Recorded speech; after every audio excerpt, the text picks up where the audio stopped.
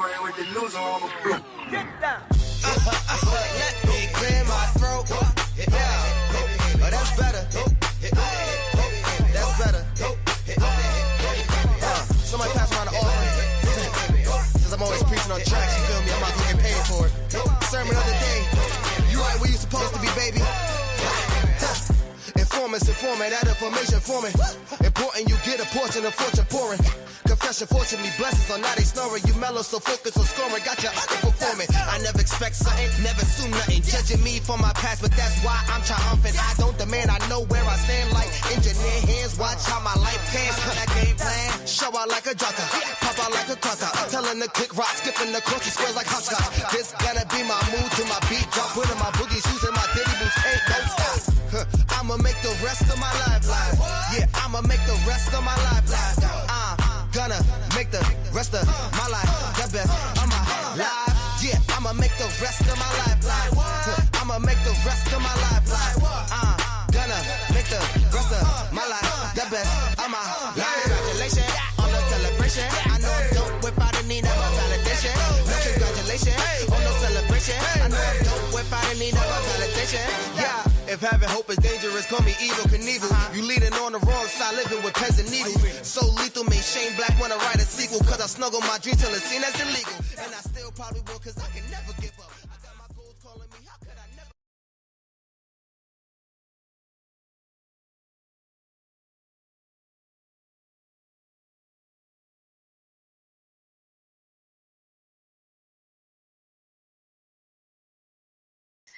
All right, I've been greeting y'all, and my mic is muted. We're not gonna have this kind of night. Good evening, everyone. Happy Thursday. It's me, your girl, Lady Dawn B. Welcome to Thursday nights on the Bravo with Sheila Network. I don't know what was happening, but I was definitely talking to y'all, and I was talking to myself because I was on mute. How about that? So there's that. Anyway, good evening, everyone. How is your week? I hope all has been well. Welcome.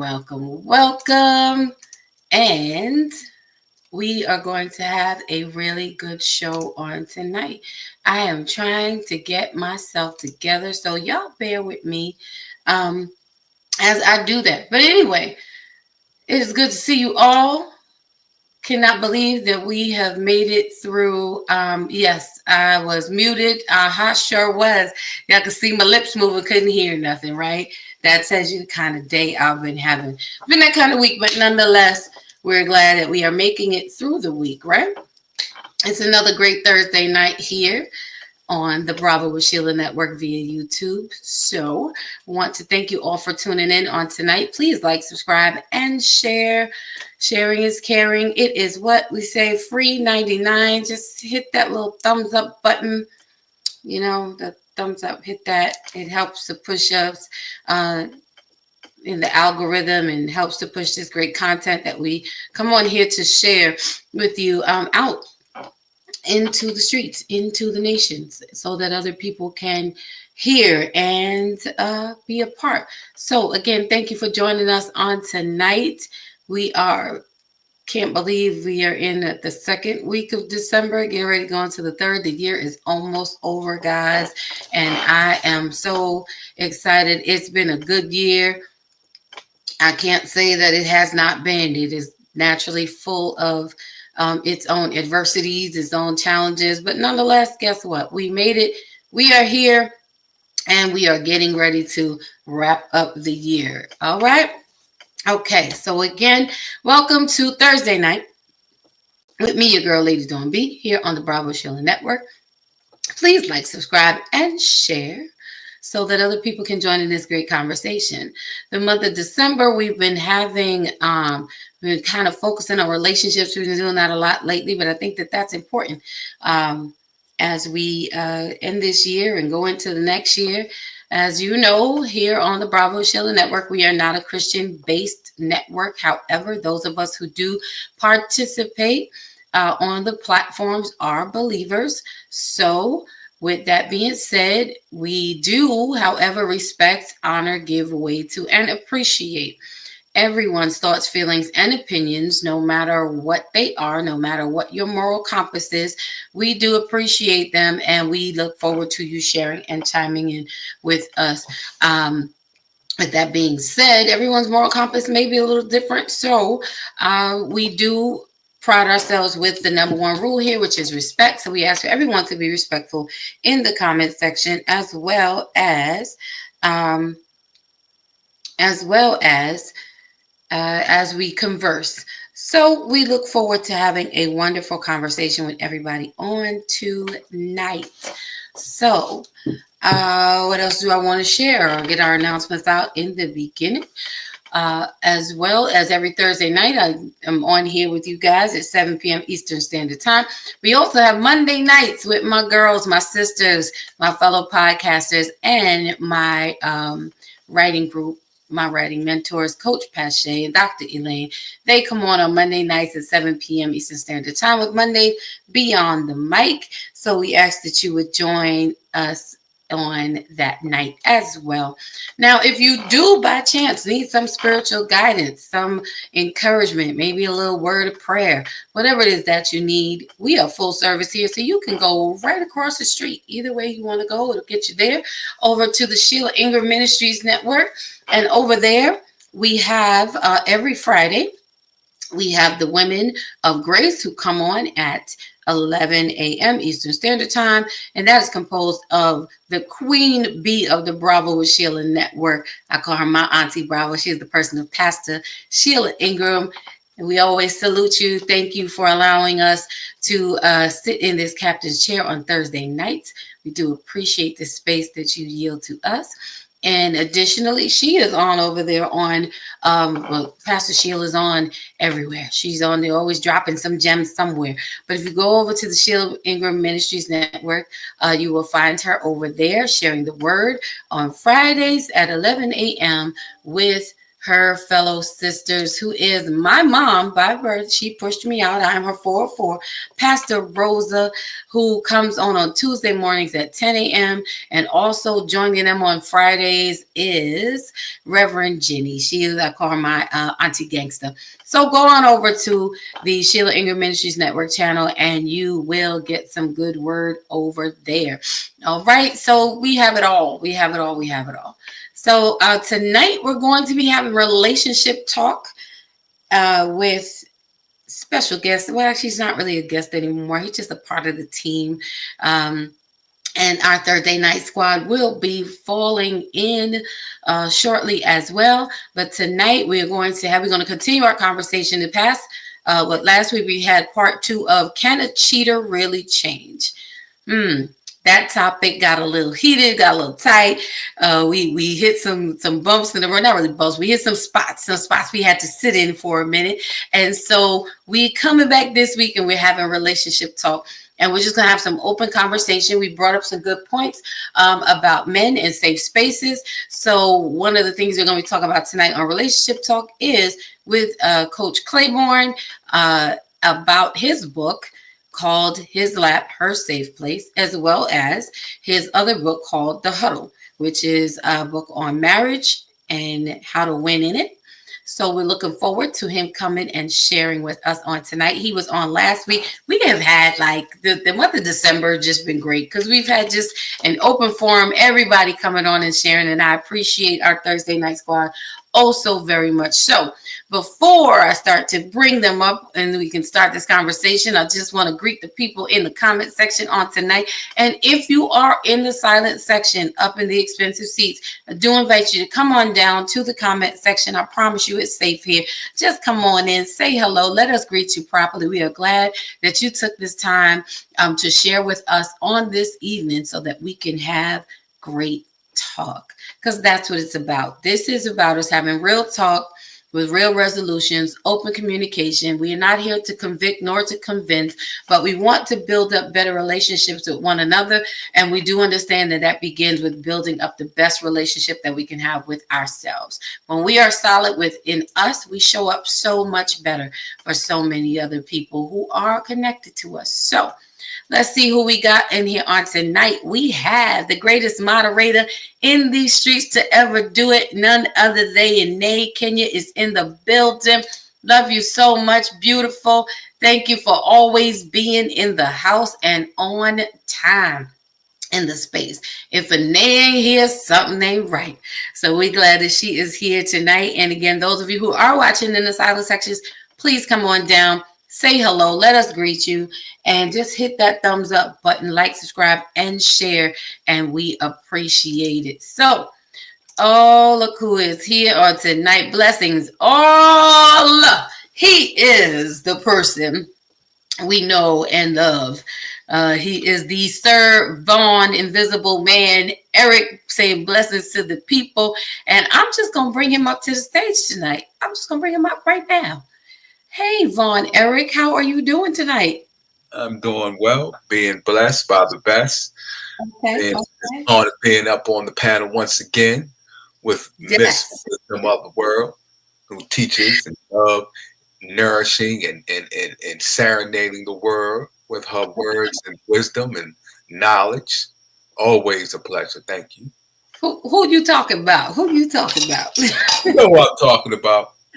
You know. Don't even try. Who you speaking of? What we saying here? One and only Queen Dawn B. Queen Dawn B, the one and only Queen Dawn B. That's right. You know. Well, thank you. Well, thank you so very much. Thank you so very much. I'm gonna try to play nice tonight. I'm gonna try. Oh, don't even try. Don't even try. Every now and then I gotta try. I'm trying something new. Might try something new. I don't know how far we can get. Yeah, you can try because I'm sure I'm going to bring it out of you. So I'm just letting you know that now. Oh, okay. So y'all see some of my witnesses are being provoked on tonight. See, when I try it, I'm trying, y'all. I'm trying to keep it. Try to, I said I'm gonna try something different today. I'm gonna try to behave myself and act like I should. I'm gonna try. I don't know how that's going to work. But we'll see. We'll see. We'll give it a try. Von Eric does have a way of he definitely has a way of poking the bear and pulling some stuff out. So I'm not mad at that. I'm not mad at that.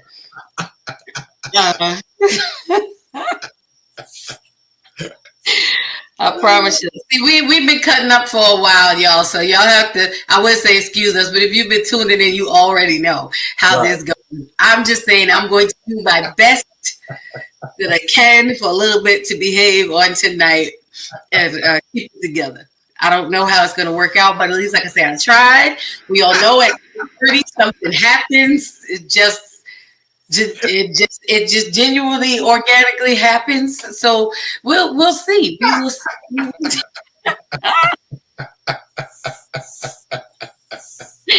So we also will have a few of the people of our Thursday night squad. They're going to be joining us in a little bit.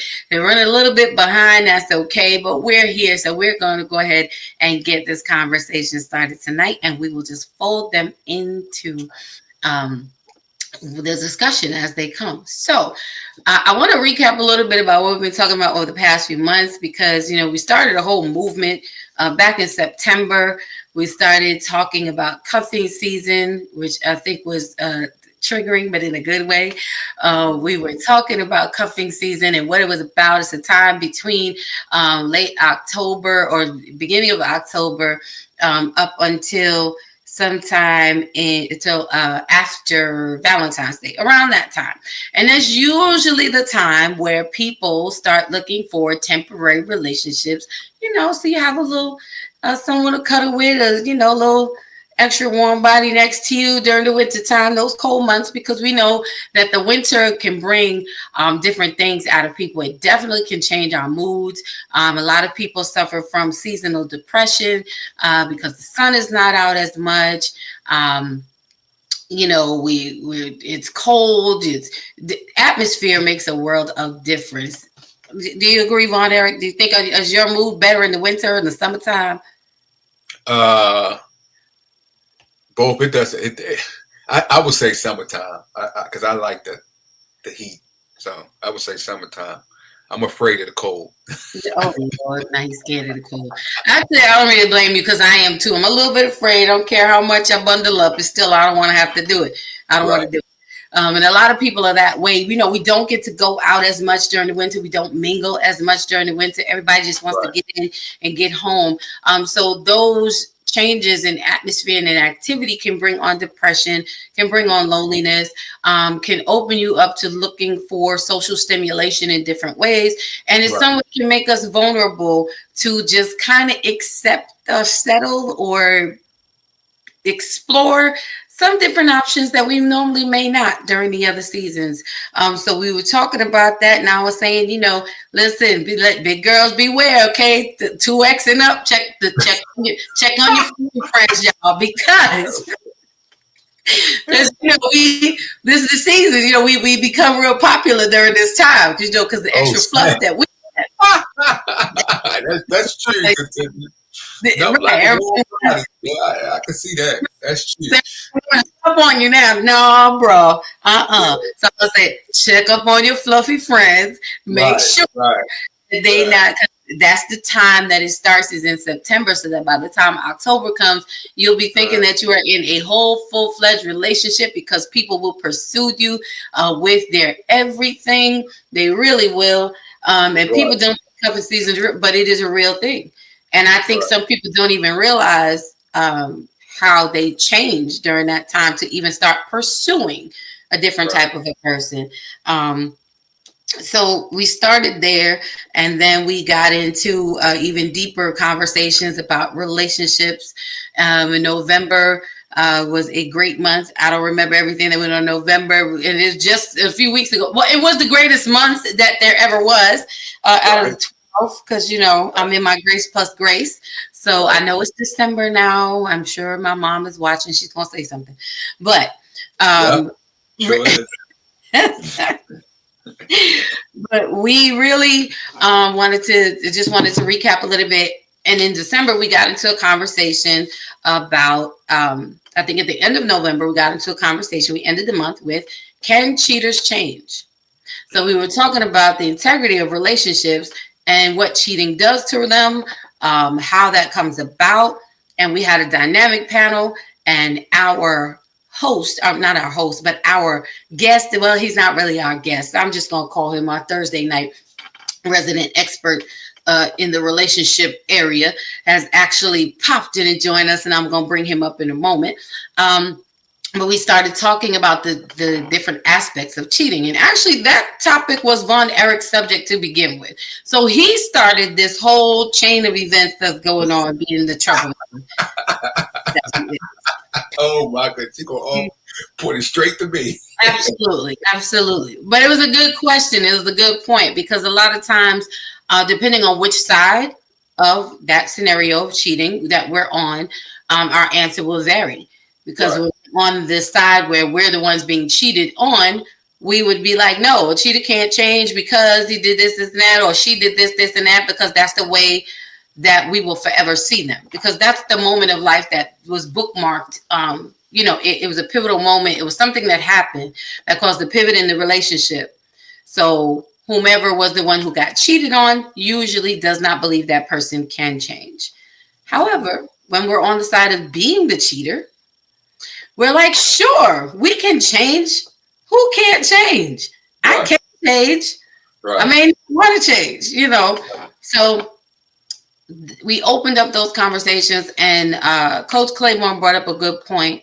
He says all cheating is not equal. And he brought up the point that black men don't cheat. Oh, well, I was getting ready to get there. That's his line. That's his line. His signature is black men don't cheat. And you know what? I'm gonna bring up Mr. Coach Michael Black Men Don't Cheat Claiborne right now. Since we already here, might as well bring him up to the stage. What's good, Coach Claiborne? How are you? What's popping, Mr.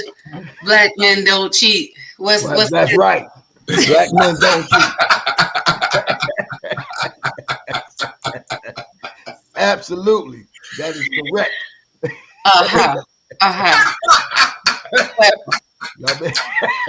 Y'all dealing with the wrong kind of men. Black Right, men. right. Yeah.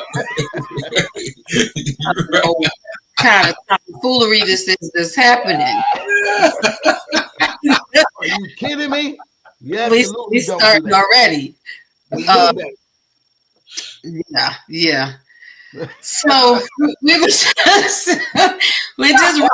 in the month before, and getting into bringing us up to speed for tonight. Because then last week we came back on after the holiday talking about part 2 of Can a Cheater Really Change? And we've seen those gotten stuck in a particular space. And the conversation was great. And I encourage everyone to go back and watch those 2 replays if and when you can and you have time. And in December, we're talking relationships and things that matter. Because you know what? We really want you to be ready for the new year. We want you to be relationship ready in the new year. Leave that old stuff behind. Whatever you used to do, take the good that works for you and keep it going, perfect it. And the things that did not work, just leave them back, on the other side of leave them on the other side of midnight on December 31st. But you don't even have to wait that long. You can start right now. So tonight we're having relationship talk, and we're just having an open discussion and dialogue. We have Coach Claiborne here with us, who I said is an author. He has so many things. He has so many hats. You see that hat he's wearing tonight? That's one of like 9,000 hats that he wears. Yeah, that's a nice hat. That's a nice hat. You, man. Thank you. They'll I like say that. he got 1 million more. You want one? You go to his website. I'm sure it's on there. I'm gonna have to go. He'll put it up there. I'm sure. Definitely go on there. That's a nice hat. Thank you, man. But we want to kind of pick up where we left off and piggyback off the conversation, because as we were talking last week, Coach Claiborne made great points about safe spaces for men. And I know it may seem like this is an ongoing topic that never gets solved, but we really have to be able to consider the history that men have gone through. It is not to negate any other women or what we feel and what we manage. But ladies, if we want the best out of our men and the best for our men, it is our responsibility for us to create safe spaces for men to be able to come and talk to us about those uncomfortable things. Sometimes we don't create that space for them, and that's why they go elsewhere. That's why they will leave, because they don't necessarily want to talk to their boys about whatever personal things are going on in their home, but they do want, and men, you can correct me, they do want a woman's ear and a woman's opinion and feelings, a woman's suggestion. You want to be able to hear how they are thinking. However, they cannot do that with us if we are constantly cutting them off mid-sentence, not even making it an environment for them to be able to come and share. If we are always standoffish or pushing them to the side or very demeaning or degrading and you're always complaining and be a man, you know how we pop off with the mouth. But we want to talk about creating that safe space for men and how we can help. And again, it's not one-sided, because I think that when you pour into your man, you will get the best version out of him. Absolutely. That version of him that you want, you have to create that space and help to nurture that for him and with him. So I'm going to end my spiel right there. Coach Claiborne, am I right? Am I on to something? Tell me what you saying here, Coach Black Men Don't Cheat Claiborne. I'm excited about being here again tonight, to be on the Sheila Network right here on Bravo, of course, with Lady Dawn B, who I absolutely adore, an amazing woman of God, and she's turned out to be an amazing interviewer as well. She's really has gotten a good grasp of this podcasting world. To be able to maintain all of these weeks and continue to keep going as long as you have been going. And so big ups to you on that, that you're maintaining and always trying to keep a really good conversation going and bringing in even those of us to be able to share during this time. And so it is very important. I'm glad that you did talk about, of course, 2 bestsellers, books that are written out. Hey, 2 bestsellers that were written out. The Hutto That's my latest one. I absolutely love it. It's called The Game Plan for a Great Marriage, how to build a great marriage, how to build a marriage. And those things.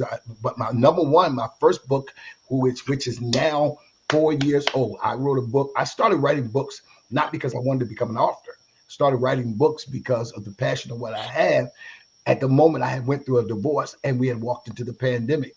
And so I was going to therapy every week to try to help me get through a 10-year marriage that was over with and all that was lost in that. And so my therapist said to me one day, you need to put your words or what you're feeling. She was saying your emotions and your feelings. That's what she said. Put your feelings on paper and talk about things. And so she said, well, what are you passionate about? And I was like, I'm passionate about marriage, but we see how that worked out. You know what I mean? At that time, I had did 5 major marriage retreats that no other churches was doing, at least not in that part of North Carolina where I was living at. So other pastors were saying, can I bring my church? Can I bring my couples? They were starting to join. So it was growing tremendously. The last 2 that we did marriage and single, because the singles was like, you left us out. And so we did that. I brought in people who had been single and who had navigated the single world by being successfully single. There are people who are single, and there's folks who are waiting to be married. And the group that's waiting to be married is bigger than the single. The group that's waiting to be married is bigger because people that are single have successfully navigated the single scene and became satisfied with being single. But people who are actively pursuing relationships, actively pursuing this thing, they're not single. They're just people waiting to be married. Y'all get that tomorrow. And most of the people today are falling in that category, that they are people that are actively pursuing relationships, that are actively trying to connect with people to lead to marriage. That's why people get in relationships. Folks don't usually get in a relationship just for a relationship. They get in a relationship because they're trying to get married. And so she said, write the book. She said, write some things down. And I started beginning to write. And my first book was understanding where I was as a man and what I had went through in my relationships. And one of the things that kept sneaking up and standing up was not having a safe place, not having a place where I could really share my feelings and share my downfalls and share my hurt and my failures, because all of our life, men have, Eric, you know this, all of our life, we have been taught to suppress our emotions. Yeah. Our life. You can have 2 kids. A boy, my sister and I are twins, boy and a girl. We are twins. But how my twin sister was handled was way different than how I was handled. If a little girl falls down, she scrape her knee, you pick her up, you let her cry, you let her get it out. But if a little boy falls down, first thing you say is, come on, man, that's not how little boys act. That's not how men act. You know what I mean? Man up, man up, man up. So you've been taught since you was a baby, since you know, to suppress your emotions, which is not healthy, because of the mere fact is that what you end up with is very abusive men. What you end up with is men that are very angry and very volatile. That's what you end up with, because they have nowhere to put their feelings. And they get to a place of frustration, and in frustration, whatever's in their path, they do something. They've got to find some way to numb the pain. So they become your biggest alcohols are men, not women. Your biggest drug addicts are men, not women, because we have spent our whole life suppressing. Then what happens is years later, I feel bad, but this is the reality. When women like you, lady, don't get us, then y'all get us at this space at 20, 30, maybe 40 years old. You get us, and we've been suppressing emotions for 40 years. And then you saying you're not open. Well, I don't know how to be open. Then you're saying, I need a man that's sensitive. I don't know how to be that, because I've been taught to not be sensitive. I've been taught to not express. And so now when we get a woman that we love, she has to create a space that I feel comfortable to let it go. I feel comfortable to share. And the way you create that space is, first and foremost, you ain't gonna like this, but if your man hears you talking to your mama and your sisters about everything that's going on, He will not tell you anything. Right. Because he already knows, oh, you talk too much. If he hears you talking to your girlfriends about everything, he won't tell you anything. If he hears you talk about your ex-boyfriend and your ex-husband in a negative way, your new one will not tell you anything because you have not created a space. That space ain't safe. Right. That's it. Because what we worry about is women are forgiving, men are not. And this is what I mean. If you tell our business one time, we will never tell you anything else. And you have ruined it for every other woman. So I wrote that book coming from Samson and Delilah. A lot of people don't like the story, but I give them a spin on the story that they never even looked at. They never even thought about. Because when you think about it, what was so powerful about this woman, Delilah? What is it that we miss? And I really did some research. I did the research. What they missed something about this woman that caught my attention. Here was a man that his whole life, before he was born, God tells his parents, you can't cut his hair, he can't drink no strong drinks, he cannot hang around dead things, and he cannot marry a woman that wasn't from his tribe. Why? Because he's the strongest man in the world. So God makes Samson the strongest man in the world and tell him all the stuff he can't do, but don't tell him what he can do. Well, he rebels. He's not supposed to eat dead things. What do we see? Him eating the honey out of a carcass. He do it. He not supposed to deal with women that was not from his tribe. What does he tell his mama and daddy? Go give me that woman right there. They like all the women that should want to marry.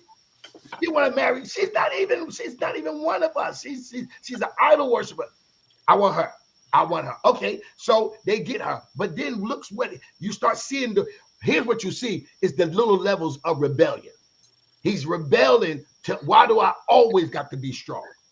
This is going to be good tonight. Why do I always got to be strong? Is there no place in my life where I can be vulnerable? Where I can have a transparent moment. I can't do it with my mom and daddy because God already told my mama and daddy I'm the strongest man in the world. Now it's go throughout the whole city that Samson is strong. So he's known for his strength. But I know that there's more. There's two parts to us. So who sees this man's weakness? He marries this woman. This woman asks him about his strength, but he doesn't feel safe with her. Because the Bible said he tells her a riddle. And if you can guess the riddle, you will know. Well, she goes back and tells the Philistines the riddle. Even though he did not tell her the truth of his strength, he tested her enough to know that she wasn't safe. What do we see? This woman tells the Philistines, they marry. He comes back and find out that they knew the riddle, and they find out the riddle. And he said, y'all laid with the heifer. Y'all laid with my wife. He goes away. You don't never see him again. He probably goes home. He comes back. They had already married his wife off. Now Samson is mad. He's mad, and I'm giving the quick overview, a high-level overview is one of my friends called. He's mad. He comes back. Samson ties two foxes to tails together, and the Bible said, and they run through and burn up the harvest. The foxes burn up the harvest. He is so mad. I'm going to kill up your resources. He's so mad. He starts killing people. Then the Bible says, watch this. Samson sleeps with a prostitute all night. All night long, he sleeps with a prostitute. But watch this. The next morning, when Samson finds out that they're looking for him, how is it that this man who sleeps with a prostitute all night has enough strength to kill another 1,000 people? It tells me that sex is not what we're looking for. Y'all thought we was. I know y'all thought y'all knew us. That's obviously that wasn't the answer because he sleeps with this woman all night long and he's still mad. Now, something is wrong with you. If I'm sleeping with you all night and I still wake up mad, then we got a bigger problem than what we have right here. So let me move to this because I know you guys got some questions. Let me get to Delilah. The Bible says Samson is mad. He tears the doors off the city and set them on top of the hill. He also kills 1,000 Philistines, but now he's running for his life. Two things happen that I want y'all to see that most people never pay attention to. The first thing that happens is the Philistines say, we heard that he's in love with a woman named Delilah. Now, y'all don't see Delilah all the way through the rest of the scripture. You don't see anything about Delilah through the rest of the scripture. How is it that y'all heard? Obviously, Samson has been talking about this woman that we don't know nothing about. Because that's the only way that you would know that he absolutely loves somebody. And you don't love somebody. If she was a prostitute, he wouldn't love her. If she was a one-night stand, he wouldn't love her. So we know it couldn't be one-night stand just by our mouth, because he said he loves her. Then the Bible says in the next verse that Samson is at Delilah's house on Delilah's lap. We don't see them in the bedroom. We don't see them sleeping together. I know people preach it wrong, but I'm telling you, go read it for yourself. Samson is not sleeping with Delilah, but he loves this woman. Why does he love her? It's got to be something that we miss. And what we miss was that her lap was the only place he could go where he could be vulnerable.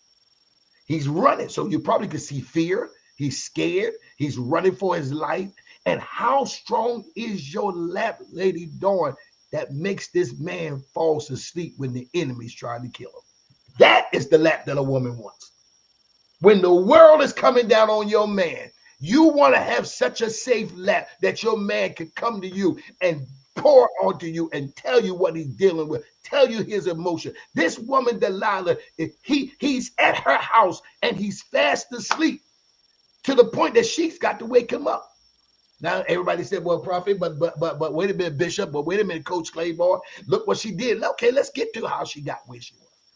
This woman also knew that Samson loved her, because watch this. 2 times she asked him, tell me, watch this. And this is the word, ladies, I want y'all to hold on to. She asked him this question: what's your secrets? Have you ever asked your man what was his secrets? Have you ever created a space to ask your husband, what is it about you that wouldn't nobody know but me? Have you created it to say, I will keep it if you tell me?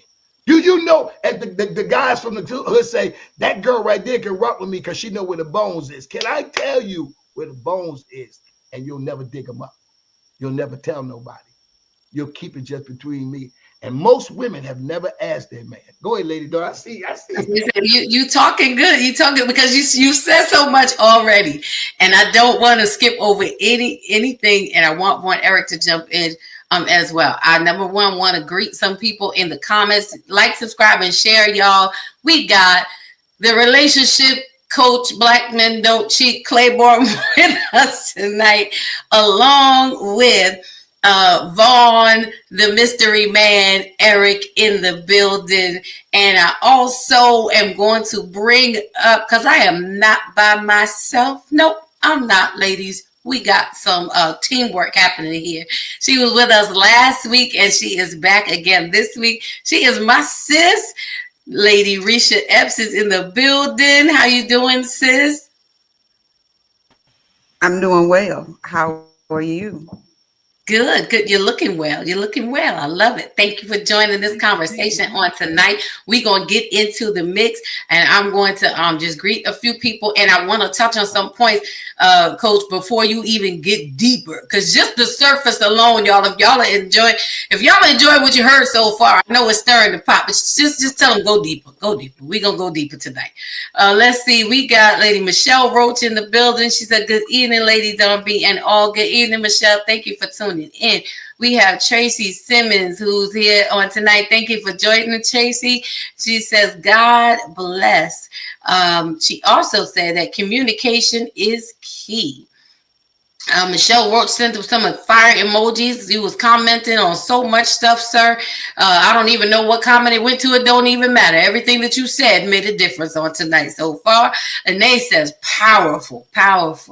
Also in the building is my beautiful Sissy Johnson is here. Hi, beautiful. How are you? I'm glad you joined us on tonight. I'm going to read some of these comments. Oh, here we go. My auntie Bravo, the queen bee of the Bravo and Sheila Network, none other than Pastor Sheila Ingram, is in the house. She says, blessings, everyone, Dawn B panel, and to the chat. Oh, And she's already sent a super chat in the building. The only place to be on Thursday night, that's facts, is with Dawn B and her guests. Great topic. That's right. This is the place where you want to be. Thank you for the super chat on tonight. This is the only place that you want to be. The only place. Don't be nowhere else but right here at 7 p.m. because you know at 8:30 it turns into Dawn B after dark. It just happens. We're gonna turn the corner on tonight. So thank you, Auntie Bravo, for being here with us on tonight. C says she is doing well. Coach Claiborne is greeting his people, and he's going to answer the question, Tracy, that you had. Let's see. She says, I was married for almost 20 years, and I tried to talk to him, but he shut me out. We're going to talk about that too. She says she was in an abusive marriage. And then she has a question. But before I get to the question, I do want to... Oh, it's Coach Pache. I'm so sorry, Coach. You know what? Coach Pache, you know you should be over here on this side, but I'm going to let you breathe for a second. But I'm just saying, but if your fingers happen to click onto this side and you come on, I'm just saying I won't be mad about it. No, we don't need her. She just gonna come up and try to beat people up. No, we don't need her. No, we're not going there. We have a little bit of okay. We don't need. We got a little bit of a brawl that goes. I can tell Sister Epps what to do, so I'm definitely gonna tell her what to do. I'm letting you know that now. Here we go.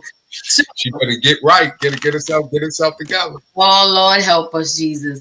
I do right, Coach Pache. Hater gone hate. Right. He ain't thugging in the comment section tonight. He's thugging on the panel. But I do want to, and there's even more backup building up in the house. Come on in here. Texas is rolling in with my kin. Anitra Ace Carter is in the house. Come on, say hi to the people before I get into some of these questions that I got on tonight. Awesome. Good evening, everybody. Good to see you guys. Good to see you, Von Eric. Well, good to know that you're on here. Not seeing you, but Coach Claiborne, Sir Michael. I like the hat. Prophetess Risha, good to see you.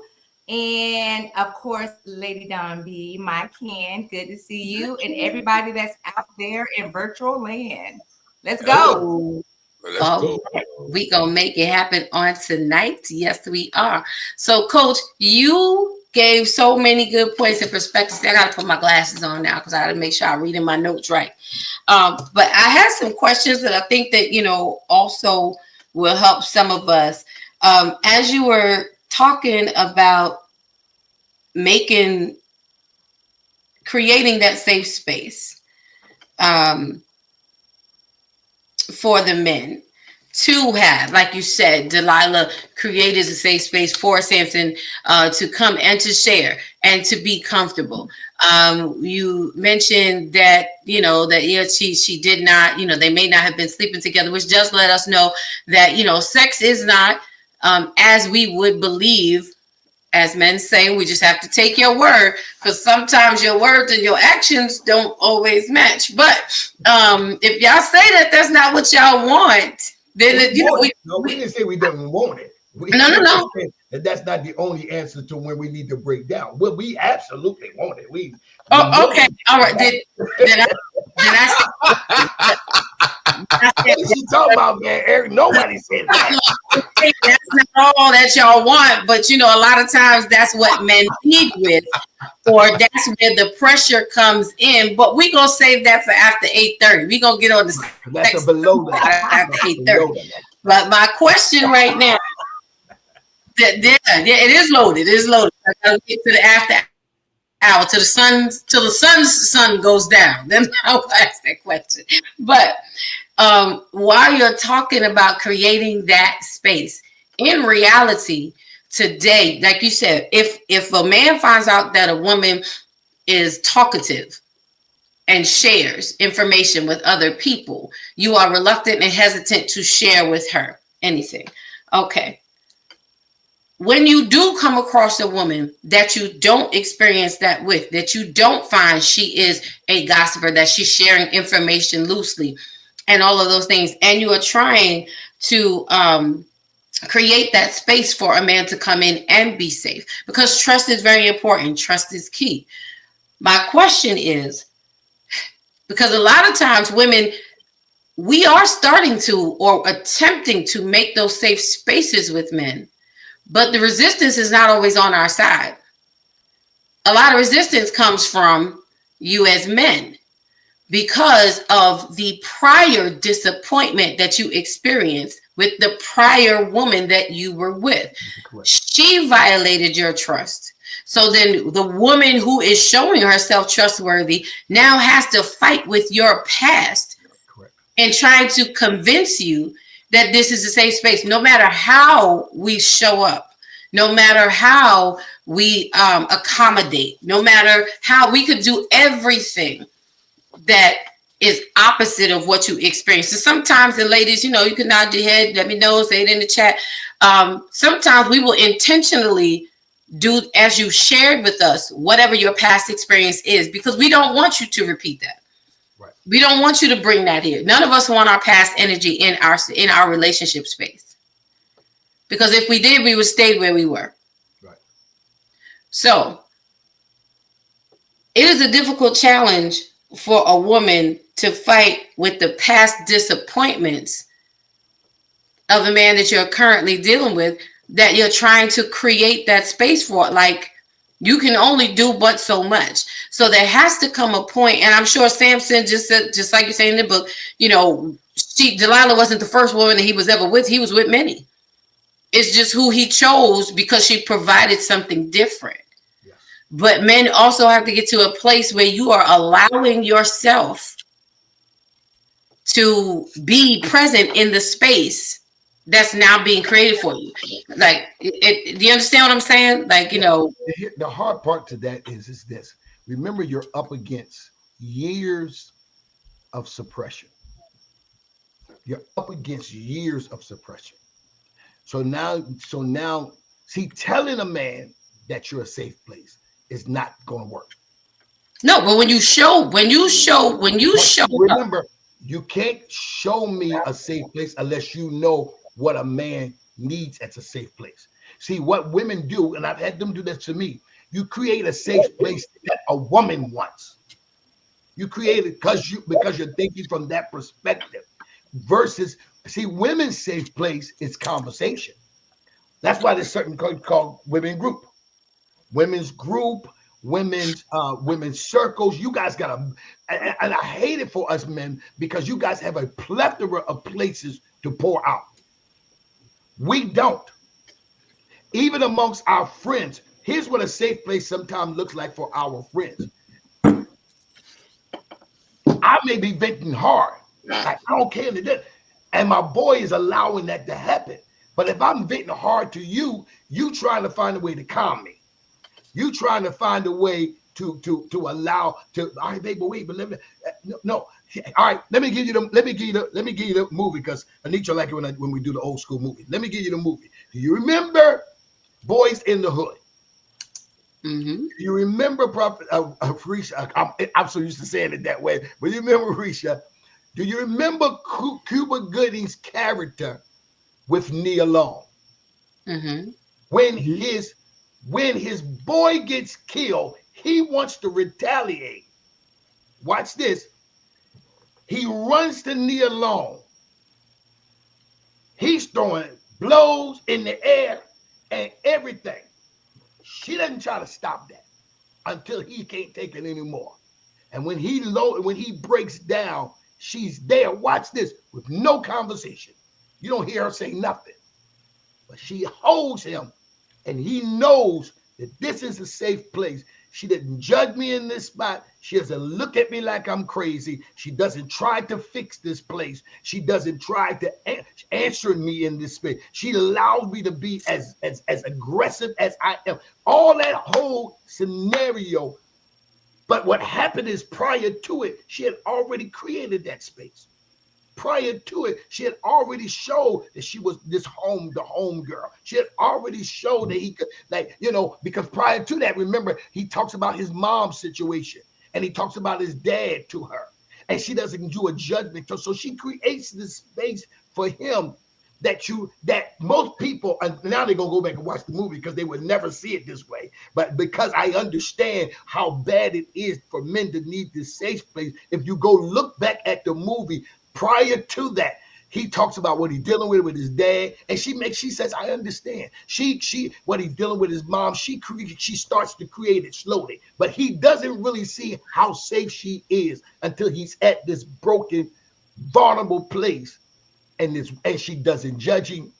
She doesn't try to answer. Because sometimes a safe place for men is, I don't need you to answer it. I don't need you to fix it. And I know that's so hard because women are nurturers. So it's like, I don't want to see you there. He was crying. If you remember the movie, he is crying. He is really showing all of his emotions.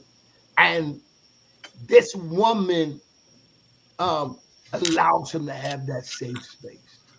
She creates that. So what you have is you got men leading all the way up. Y'all, all of you women are in your 40s. So if you get a husband now, I'm over that. No, I know. I just want to keep it low because I don't want. I'm old school man. Old school man. Never mention I was going to say, don't send me back. Don't send me back. I know all of y'all ages, and just let me just say, old school man. I'm more wiser than that. I'm from the old school. These new school brothers like my Eric that be telling y'all ages. I know y'all not ashamed of it. It's just that I come from that old school. Keep it low. You never asked a woman. I had a moment. I didn't want to go back there. He said, "For no." So anyhow, all y'all is at least over 40. Let's go with me on this. So any man y'all get now, all of y'all single, any man y'all get now, you're going to have a lot of closed. So how do you open that up? Because you're gonna have a lot of clothes that don't, and it's not even so much about a past relationship. My whole life, even when we see certain men on stuff, like, okay, I watched Jamie Foxx. I went to the comments. The comments were horrible. Oh, I didn't expect him to do this. Oh, he was crying too much. The comments were horrible, and this man used the world as a safe place, but how safe was it? Because again, you didn't see, I saw some really negative comments while this man was opening up and sharing. Well, he should have been more comedic. Well, you try to go through a life-changing death event and see how many jokes you got to tell when you start replaying it. Here was a safe place. And watch this. Even if y'all watched it, if you didn't, go back and watch it. You know who created the safe place for him? His daughter. His daughter, yeah. Yeah. All of the other people couldn't get to it. And his daughter comes in and take him back to his first love, which was music. Remember, he's a musician from church. She brought that back in. She didn't say nothing. He didn't say she had nothing profound to say. He didn't say she had nothing deep to say. She just started. And when the nurse came in, she told the nurse, and she played them into a safe place. David played Saul into a safe place. Sometimes just being there. And I know that you there. I know little by little, Dawn, I get to say, babe, honey, whatever he calls, I'm just in a bad place. Or I'm really dealing with something. Or I'm hurting on this job, or I don't like this, or I want to try this dream. And know that whatever I talk to you about, you there for all of that. You there to catch all of that. You there to help deal with all of that. And I have to be honest with you. Every man doesn't get there. Every man doesn't feel, because I didn't.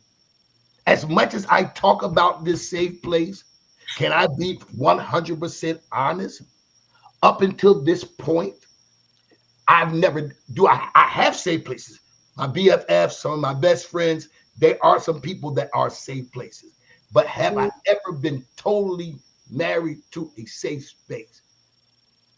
Probably wanted, but I was so much more of her safe place because she was sickly with sickle cell. I was probably more of her safe place Right. because of all that she dealt with than me. But if that was, that's it. But these last 25 years, none. And I begged for it and I asked for it. And we'll go down later when you hear in my last situation, I even kept saying, I don't feel safe with you. In my last situation, my last relationship, I kept saying over and over and over, I don't feel safe, hoping that you would change to get that. Because I'm the author of my safe place. So you know I'm looking for it more now than ever in my life. Because I am the author of that. So I'm not going to, I can't stay in a long relationship if I can't feel safe with you. It's not going to work for me. When prior to 2020, maybe. Now afterwards, I don't want friends around me that I don't feel safe. I don't want people in my circles. You know, lady, don't I call you? Yeah. You're the closest confidant to me in conversation. And my conversation with you was how safe was it? I don't even want people in my circle that I don't feel safe anymore because I am too old. And you know, the older you get, you cry more. So and if anybody, I was thinking about it the other day. I was like, boy, there you go crying again. When I start thinking of the goodness of God yesterday morning, like, there you go crying again. But I just love God that much. So creating a space, some of you all do it. And I'm not saying that there are not women who have tried to create a safe space. I believe you guys have, but you're up against challenges. I gotta be Superman. And nobody knows what Clark Kent looks like. Probably not even me. Because I've hid Clark Kent so long, I probably don't even know what he looks like. And I didn't. So I need someone. Sometimes you got to be the one to pull that out. Sometimes you got to be the one to say, it's good over here. And so and when I tell you, if you get a man that will open up to you, you have really captured the essence of who a man really is, because men will not open up, sometimes not even to each other. And it's true. And thank you for all that you shared. I just think the balance to that is that you, as men, you also have to allow yourself to have that experience. Mm-hmm. You won't, because it can be hard. Like women, we get tired too. Women, we get discouraged too. And when you are working or trying to create that space or doing it according to not what we think, but what we see your needs are, when we hear you and we are willing to provide that at the risk or offset of our own feelings, because that's a part of what love is that I put you before myself. I want you to be okay. And for a woman, I think, for me, man in my life, I need you to be okay. Because again, when I feel like when you're okay, I'm okay, because you're covering me. So I'm undergirding you. It has to be reciprocal. I'm trying to make sure you're okay. But there are points and times in relationships, in creating these spaces, and y'all like, subscribe, and share. This is good conversation. We're having relationship talk tonight. It's open dialogue. We got Coach Black Men No Cheat Claiborne with us. We got Vaughn, the mystery man, Eric, with us. We got my six, the amazing Texas star, Risha, on with us tonight. And we have Lady Anitra Ace, the Perspective Carter. She will be back on, and I'm going to hit some comments in a second. But I just want to say the balance to that of what you're saying is, we women, when you find a woman or a person or people who are willing to do that for you, and create that for you. I know that letting go of past is hard and it can be difficult. I remember going through that process and that struggle myself, and having to say to myself, like, I keep hurting more people because I'm closing people off and I'm closing myself off, and I'm not giving myself the opportunity to really get what I need, to move forward, to love and to be loved, and that was hurting me more than anything else. And I said, I don't want, I didn't go through all of these things. I didn't survive what I went through to just die to this. and to just die here. So I had to learn how to trust my choices again, because sometimes I found that my struggle was I got to a point where I had made so many bad choices that I didn't know how to trust myself again. I didn't know how to trust my choices again. And so I had to learn how to choose differently and start trusting my choices, because it's different. And even choosing differently is scary, because this is something that I don't know.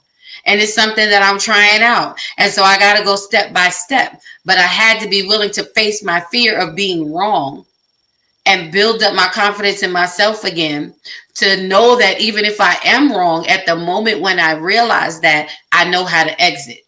I know how not to stay longer than I should, So I'm just saying, for all of us, the balance to that is, I think when you find someone that is working to create that safe space for you, and it's men more than women, because men have been suppressed for so long, that give yourself the chance. Take a deep breath, breathe through it, and allow yourself to experience the experience of a safe place. You can take it one step at a time. But you can't, I just feel like we shouldn't cap ourselves in and be stuck where we are. And there's always progress. Every step is progress. Doesn't have to be a lot at one time. We all need it. Women need safe places as well as men. However, again, you see, women have a plethora of ways of being safe. They have their women's group, they have their sister circles, they have. But you know what? I'm sorry. Let me tell you something. Y'all talk about stuff in your. But wait. Let me so just. Maybe you don't got no sister circle, but hold on. Let me break this down. Let me just share something, break some truth. See, I was trying to behave tonight. I said I was going to be good. Let me read these comments first before I start reading, because we also want to get to Tracy's question. I want Von Eric and Risha to jump in as well. So let me just hit these comments. Hey, Dr. ND, my sis, you are welcome to pop up on here when you can, if you like. Thank you for joining us on tonight. Coach Pache says she created a safe space for him to be vulnerable. She's talking about Samson and Delilah. No, she's talking about Cuba Gooding and Nina Long. Oh, right. I'm sorry. Yes, my mind went all the way back there. See? Yeah. Ace says, this is good, Sir Michael. Coach Pache says, vulnerability creates a safe space, Coach P. And that is true. Anitra says she allowed him to find her in his space. Anitra also said, that's right. Over 40, fluffy, fine, and wise. Come through. That's what I'm talking about. That's right. This is grace plus grace right here. In this circle, this is grace plus grace. I'm just saying. I don't work too hard to get here. That's all I'm saying. Dr. Brown says, Fluffy Nation here. That's right, y'all. Fluffy Nation is in the house. Okay. Don't worry. I'm trying to tell y'all, we're going to have some sign-up sheets and some clothing and some stuff coming real soon. We're going to have some stuff to represent Fluffy Nation. Let them know who we are. Dr. ND says that is the whole truth. The Ace perspective said it is we create a safe space, or does the man allow us to enter into their safe space? I think that it's both, because as we're creating that safe space, a man has to open up to what he's locked within him that he's trying to keep safe and let us in. But we can't get in there and get crazy when we do. Dr. Brown says the missing Power Ranger. That's right. Devon, Eric in the house. That's right, y'all. Please hit that like button, thumbs up. It is totally free 99. We promise you, you're not going to get a bill in the mail if you do. And we appreciate that. Love is a choice and a sacrifice. That's what Coach Pache said. That is true. And Nietzsche says, that's good, Lady Dawn. Do I trust my own choices? Yeah, I'm speaking from my experience. I had to learn how to trust my own choices. I am learning. And even while we're there, I just want to say this real quick. In learning to trust your own choices, if a person does not receive what you are giving, it doesn't mean that you chose wrong. Correct. It's not always a us thing. And we tend to internalize that and say something's wrong with me. I'm still not getting it right because this person rejected what I was doing everything right. No, that is not the case. And I have had to learn that myself, that no, that's not what that means. I made the right choice. I was aware of my choices. I stand by my choices. If that person did not receive that, again, that's not my fault. That's what they did not want.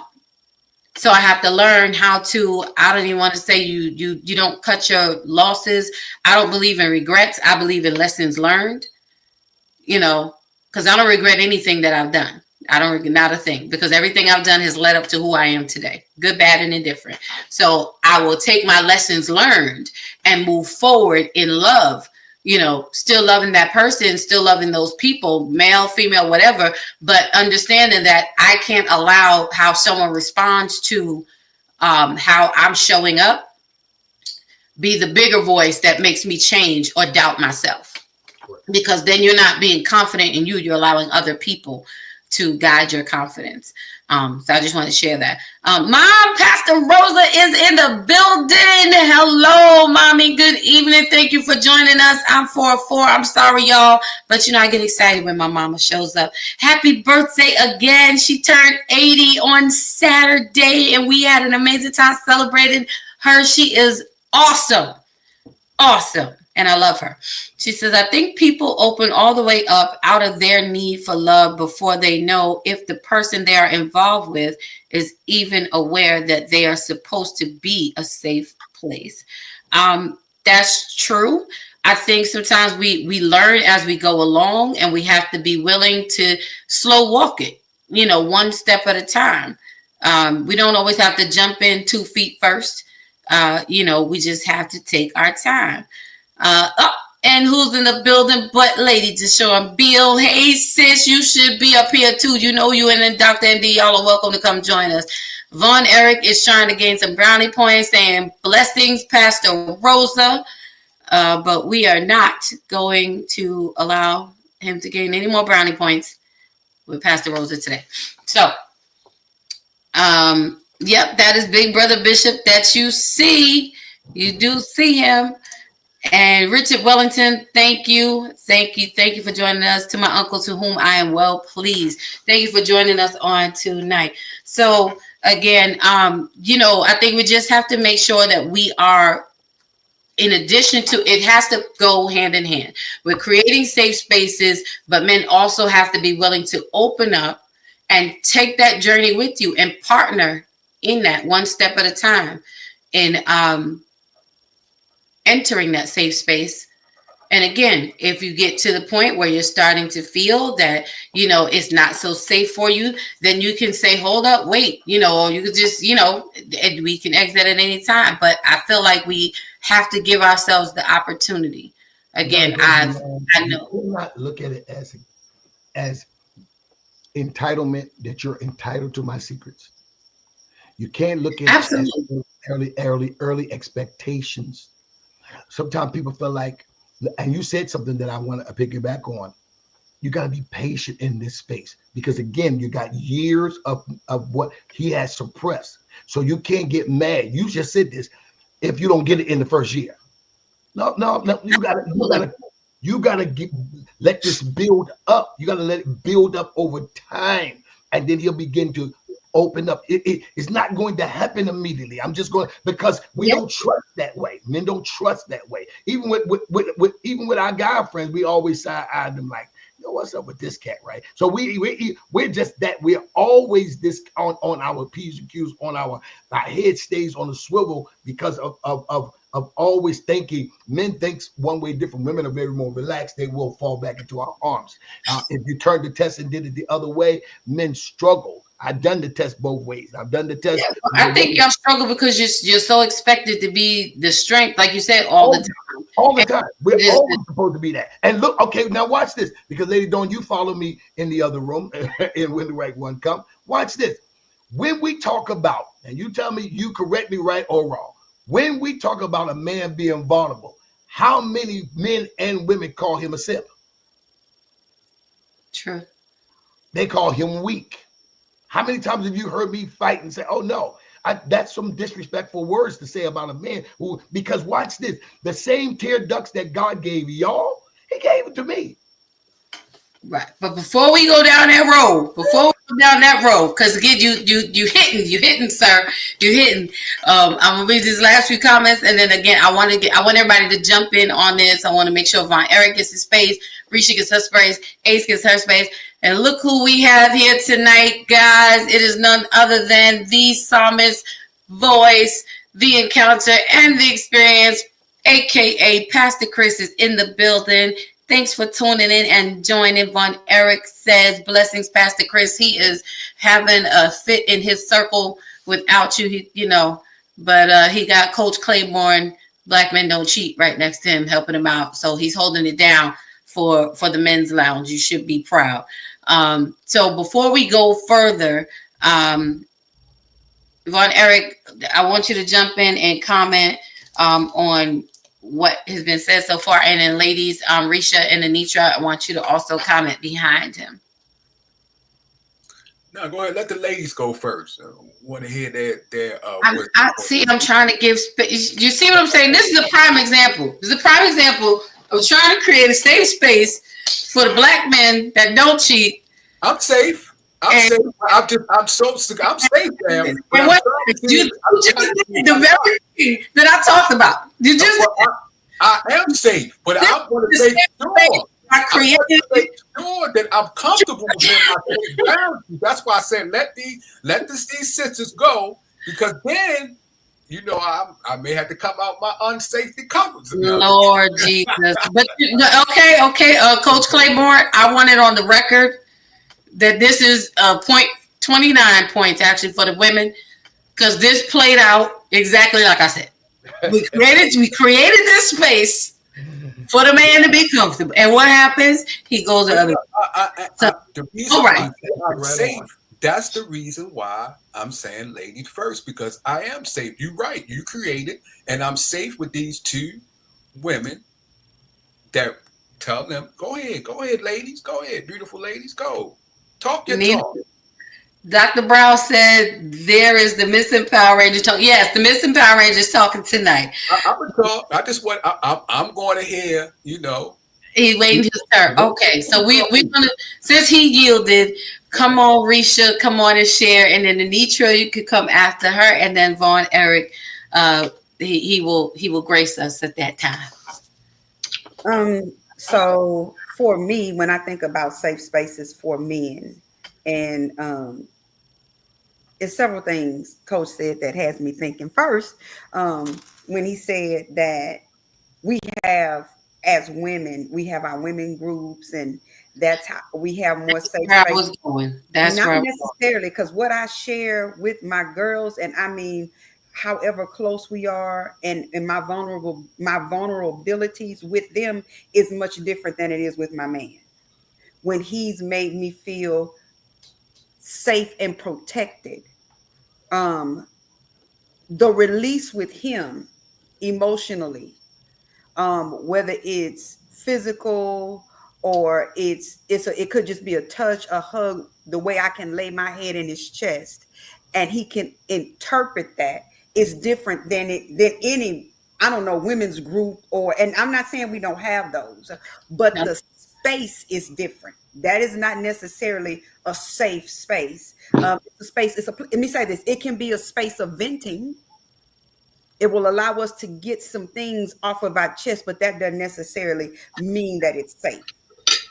Just like I should be a safe space for my man. My man is also a safe space for me, and we too have to get to that juncture.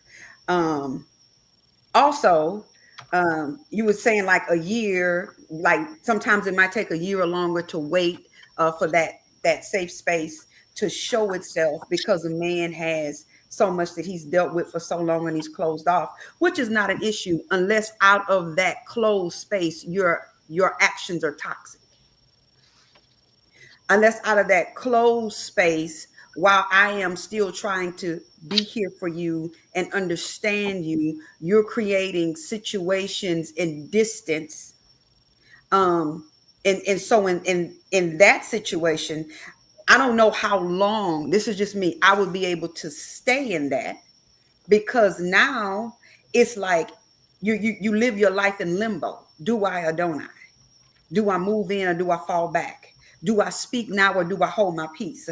And when I'm quiet, is he taking this as I don't care enough to say anything? But then when I talk, so it's not just, to me, what I've seen, it's not as cut and dry. There's a lot of caveats that go along with that can sometimes cause a space to be toxic, which will then decrease how long I'm willing to wait for you to figure it out.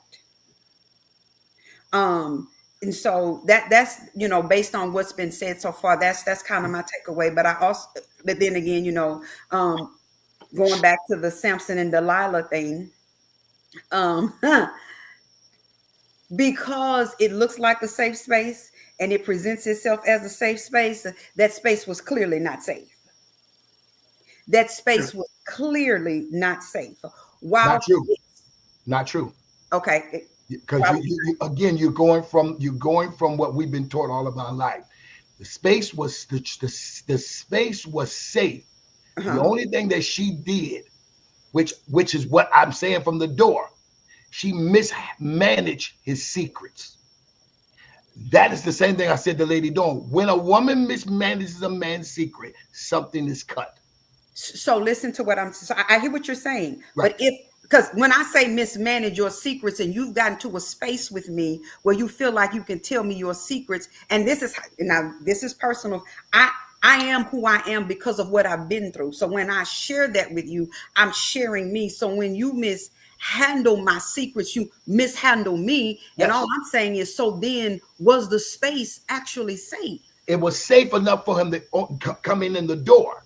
See, it was safe enough that way.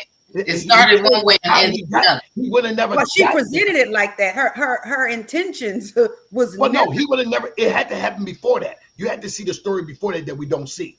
The only way he felt safe enough to run to her house. You don't run to your mama house, your daddy house. You don't run nowhere else to protect yourself. He runs to this one woman's house. Why? What did she create? The question I would ask you, Risha, is what did she create before we see her come into the story? She had to create something for him to trust her, to not only to protect her. He runs there. He's running from people trying to kill him. And he runs to her house. But not only does he run to her house, he's asleep on her lap. Right. What is it about her lap that makes him feel that comfortable before she mismanages secrets? So let me answer your question with a question. How many times have we ran to something thinking it was safe and it was not? How many times have we made decisions about our lives that turned around to bite us because we either missed some red flags, we made decisions with our heart that our minds, or made decisions based on our minds that our heart could not take? How many times have we ignored red flags or chalked it off to something else, or didn't believe who people were the first time they showed us, and then we end up in these spaces? Because not every space you run to that looks away is away. Right. Deception is real. We like you said, there's a caveat for that. We can easily downplay every space. No, that's not a downplay. I'm talking about me. No. I'm talking about your ability, not the space, because people are going to be people and people are people. So there is no such thing as something being what it is, I believe, all the time. There's an ebb and flow to life. There's an ebb and flow to relationships. There are some things that are going to happen that I'm not going to like, some things that are going to make me question. But then it requires conversation or further investigation, if you will. All I'm saying is sometimes we, the person running to a space, can sometimes overlook something out of either the intensity of the need at the moment, the desire to have something that we see. Like there are a litany of reasons that you will run to something that might not necessarily be good for you in the situation, because your emotions have taken over and you're missing the things as you're running by them. Well, I can see both sides. I believe that, like Pastor said, she created a space on the outer and we could say her flesh, but she didn't create a space for him in her heart. This is the reason why she betrayed him when she told about the Palestinians about the secrets. She didn't take the time, and I think that's what Sister Epps is saying. She didn't take the time to create a space within her, within her heart. Her heart was with the Palestinians, not with Samson. That's what I believe. Wrong. Her heart was not with the Palestine. Her pockets might have been with the Palestine, but her heart was not with the Palestine. She didn't even know who these people were. Again, let's go back and read the story. She did not even know who these people were. They came to her and said, can we pay you? Now, I will give you this. I will give you this.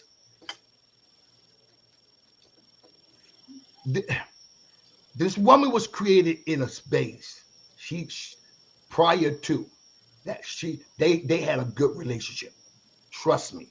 We don't want to add the relationship because the Bible don't write about the relationship. But Samson is not loving this woman that he never met. He's not, even though the story don't tell it, he knew who she was. And he loved her so much that he's talking about her in the city. And she knew he loved her, because watch what she says after the second time. She said, Samson, but I thought you loved me. And you lied to me. That doesn't come from no one night stand. That didn't just happen that moment. If you built something to that. Now, did she mismanage his secret and got him cut? Yes, I will give that. You have to see the whole story. But what I'm trying to create is that men, I don't want you to be the end of Delilah, ladies. I want you to be the beginning of Delilah. But if you mismanage his secret, you will be the end of Delilah. You will be the woman that mishandled his secret. I want, in my book and in my thing, I'm trying to get you to create a space that when the world is coming down on this man, nowhere else can he be vulnerable, not even to his own parents. And he finds one woman in his whole life that he can be vulnerable to. That's the woman I want you all to be.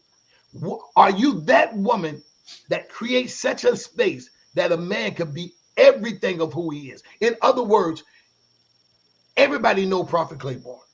Everybody know Bishop Claiborne. But who is the woman that will step to the plate that say, I want to know Michael? Who is the man that wants to know Dawn? Not Lady Dawn, not Elder Dawn, not singing Dawn. Right. Who is the man that is secure enough in himself to create a space? Because there's things about Dawn that Dawn knows. Baby.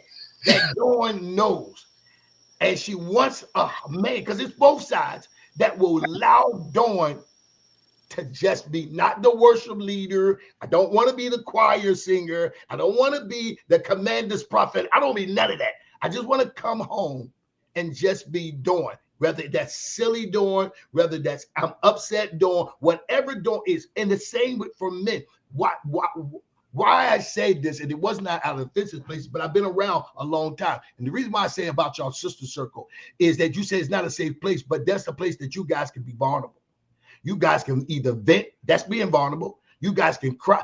Even when I do women services, I tell everybody, I don't even know why women have prayer breakfast. I don't even know why y'all do it. Because you never get a chance to eat the food at all. Y'all will go up under the benches and y'all will cry and go through at a prayer breakfast because y'all can find a circle where y'all can be vulnerable. Y'all can find a space, even if it's with if you had a good relationship with your mama, you can show it with your mama. And that's why I said about that. You guys have way more opportunities to be able to share your vulnerability than we as men. I've seen women just sit in a chair for the first time and a woman's doing her hair and she tell her all her business. I've seen women sit there and talk to a barmaid and tell her all her business because she feels safe with another woman. But you don't see men doing that. I get my hair cut at the barbershop all day long, and I ain't telling him not the hurt stuff. I may tell him, yo, man, I'm dealing with this shorty, but I ain't gonna tell him like this shorty just hurt my feelings. She just broke my heart. We don't do that. And so it was my view of having 3 sisters, having a mama, having 5 daughters, and been dealing with women since I was 9 years old. Women have way more places to be vulnerable than we as men do. While I understand, Risha, what you mean about being able to share certain parts of you with your man, but you guys, when I mean vulnerability, y'all will cry, y'all will share, y'all will vent, y'all, every level of emotions that you guys deal with. Y'all have something called, watch this, girls trip.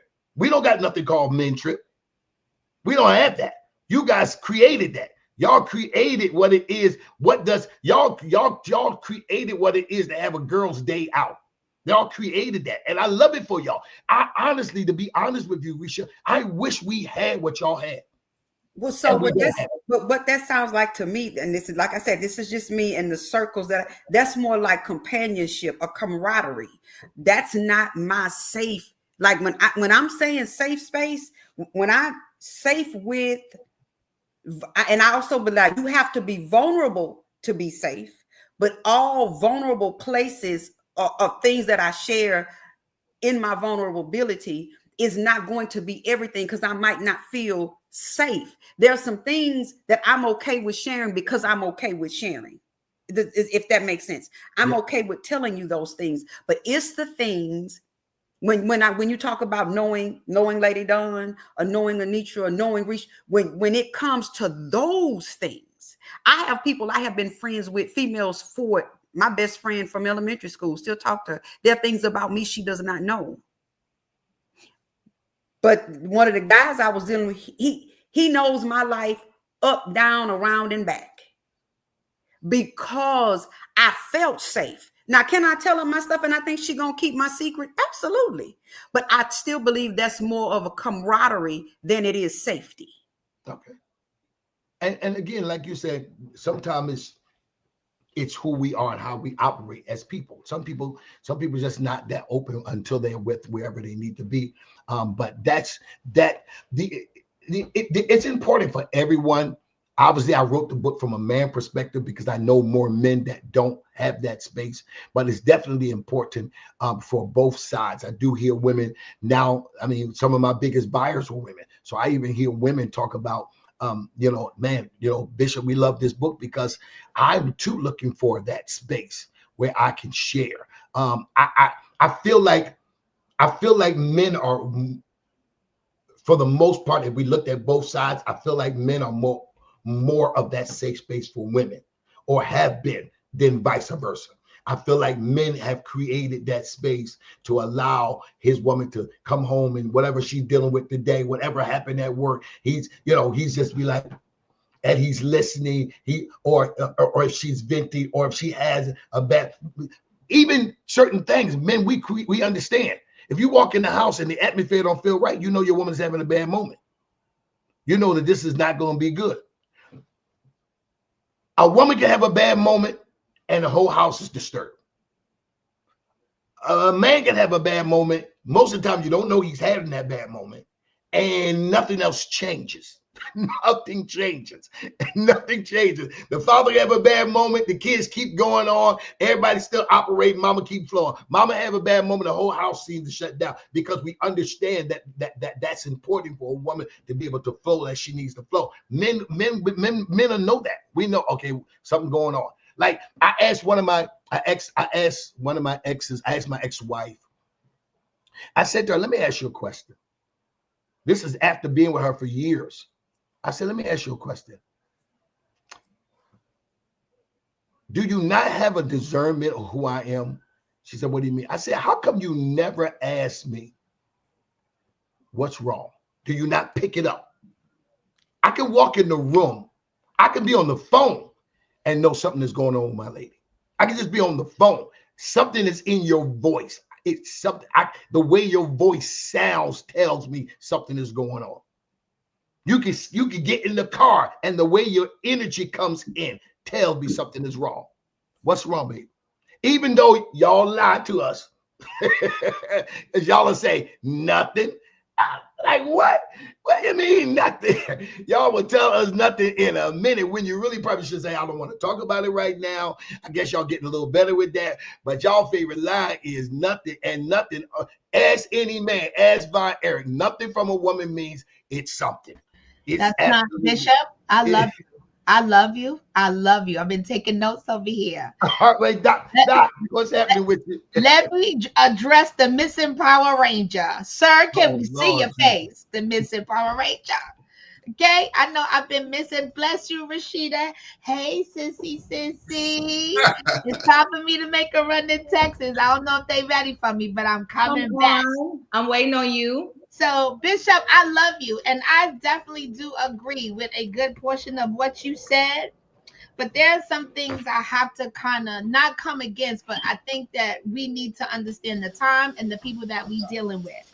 And you said that men have always been a safe space, but I think that that has to come from a man who's secure enough and is comfortable enough to be possibly broken, even if he's not available at that moment, but still is intentional in his show up. I think that when you said something that you were able to discern when your woman is going through, I think that's because you've mastered the art of listening. You know what hearing looks like, but you're also intentional in paying attention to all of the things. And we can honestly say that there are men that don't do that. Men who pay attention invested is because they're intentional in their actions. They are intentional in their show up. They're intentional on what they're giving because they have a level of expectation of what they want reciprocated. I don't believe that that's necessarily all men, but I do think that there is a very good amount of men who are there. But just like the lies that they tell us in church that men don't cry, here is a perfect example of a man being able to say, "Baby, today is not a good day, and I just need 15 minutes," and she be secure enough in her womanhood to say, "You know what? Let me give him an extra 20, though he's asking for 15. Let me give him 20 and let me make the space comfortable and conducive for him to even take the rest of the night off." And life still happens. Yes, there are some women, and I'm speaking from both ends of the spectrum, that when hell breaks loose, we gotta life shuts down. But for those of us who have been single, and who are looking for someone to come in and share our space, we don't get that option to shut down because life doesn't afford us the possibility and the option to shut down. We got to show up whether it's a good day or bad day, which hence now why we evolved into the time where therapists and everybody wants to be a coach. And some folks can't coach me into nothing because they ain't been in the stable long enough to understand what a coach look like. But that's just my personal reflection, and that's just something that I feel. But I do believe that, yes, you have said a lot of things about the lap. Like we are the lap to the man, just like the man's chest is our lap. Because I want to listen to his heartbeat. And I know for me to understand the momentum of the man I'm dating, I need to know his heart rhythm. Because, oh shit, let me just back up there for a moment. To understand his heart rhythm gives me an understanding of what his posture is. Because if I know how his heart beats, I can understand how he moves. I can understand how he's feeling. But that takes because I'm intentional in my show up. And one of the things that we talked about is that some of us are not intentional. We have a list of expectations, but we don't have a list of requirements that we are expecting, but we are expecting somebody to give us something. But we're not intentional in what our fair exchange is. It's a fair exchange of goods and services. And we have to understand that then I'm done because I'm finished after this. Because the missing Power Ranger ain't helping me out here. I don't know what he's doing in the background. I'm waiting for you to get done. And the last thing that I'll say is that we just need to be able to show up. And I think that the problem is this day is that we always want somebody to rescue us. We want to be rescued, but we don't understand that in order to be rescued, sometimes you got to allow yourself to be rescued. But you also have to be in a place where you may have to be the rescuer and not the rescuee. So I think that that's something that we need to do. And of course, trauma is always at the head of the list. We don't want to deal with our stuff. And I've said it time and time again. I'm going to tell you about my issues up front, because if you can help me navigate them while I'm trying to work with it, you may be somebody that I want to invest my time in. I don't need that again. Repeat that again. That last part. then I'm going to tell you what my struggles is. And if you're willing to stand with me while I work them out, because I'm not telling you, I'm not coming to the table with this perfect. Listen, I've met people and I was like, listen, I am rebuilding my life right now. I don't got no money. So let me just be real clear about that. That's not what my tomorrow is, but that's what my today is. And my today is I'm rebuilding. Are you all right with standing with somebody who's rebuilding? Because you have not only been more present to hear what I'm saying, but you're listening, but you're also watching how I'm moving. And we are not able to do all three simultaneously. We want somebody with a 6 credit of this big money, but we're not watching the fact that he might be the dude who may just be working in the let me how can I say in the repair shop, but he really has the skill set to be a chain operator. But because we just look at him for where he's at and we won't listen to his desire and he just ain't had nobody to support him, and the roles goes vice versa. I'm somebody I know I'm about to change the dynamics of the world. I don't need nobody to tell me that. But I need to know if somebody can see me right now in the process of me rebuilding. It's like, well, she ain't got no money, so I can't rock with her. But be all right with me right now with Netflix, and I don't mean chilling because chilling is problems. But we can possibly do Netflix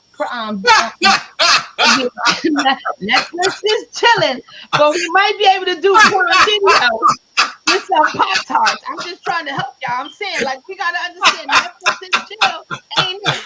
But prime time and some pizza might work because we understand it's prime time and it's pizza, so we ain't got time for no chilling.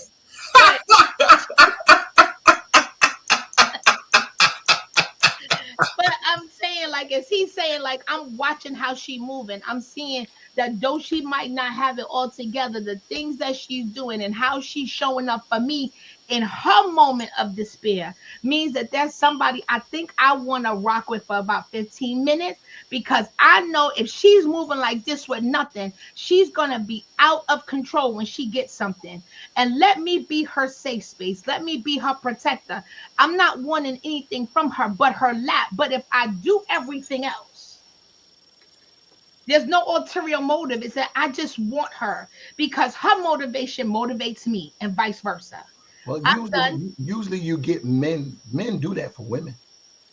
Men have picked women up when they came along with nothing. Men do that for women. We have that argument every Monday, Wednesday, and Friday, Lady Dawn. Men do that for women all the time. Absolutely. But women don't do that for men all the time. And especially not today's women. Today's women, you better already have it together, especially in our age group. You let a man come in our age group that's in his 50s talking about he don't got no money. Well, first of all, he's not going to be in no relationship. Bishop, all right, I'm glad you said that, because every time, listen, let me tell you, I did something. I'm going to tell you, because these Negroes in their 50s, they don't not only need Jesus, they need to get off them Flintstone vitamins, okay? And they don't even make Flintstone vitamins no more. What? It ain't 8:30 yet. It is just I'm gonna tell you what I see showing up. I don't know what you're talking about. I'm gonna tell you what I'm talking about. Oh my goodness! I'm gonna tell you what I'm talking about, because me and my girlfriend was having this conversation about dating apps, right? Because there used to be an individual on Clubhouse that used to talk about relationships. And he was like, oh, dating apps is not good and this, that, and the other. Whew, let me get myself together. Let me put the Holy Ghost, tell the Holy Ghost to go inside, because we ain't coming outside today to play. I have had this conversation on many platforms. So I did something a few times because I wanted to test the theory for myself. I'm telling my business because I'm saved and I don't care what y'all say, because it's my business. So I went on, I did it, because I'm going to get some of y'all free from them dating apps. Some of them crusty, dusty Negroes on the dating apps, they still trying to figure out if they teenagers. They somebody baby grandfather. They not a baby daddy. They somebody baby grandfather trying to dress like they a straight thug.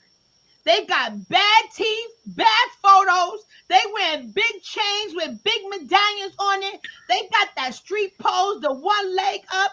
They wearing their grandpapa suits that's too big. You know it's off the rack. I ain't mad, but at least get it altered. What?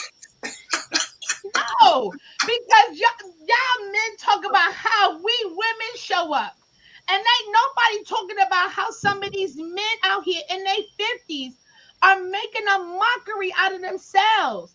And there are some really good men out there, but you can't see them because you got Ringling Brothers, Barnum and Bailey Circus in the front, and you can't see them.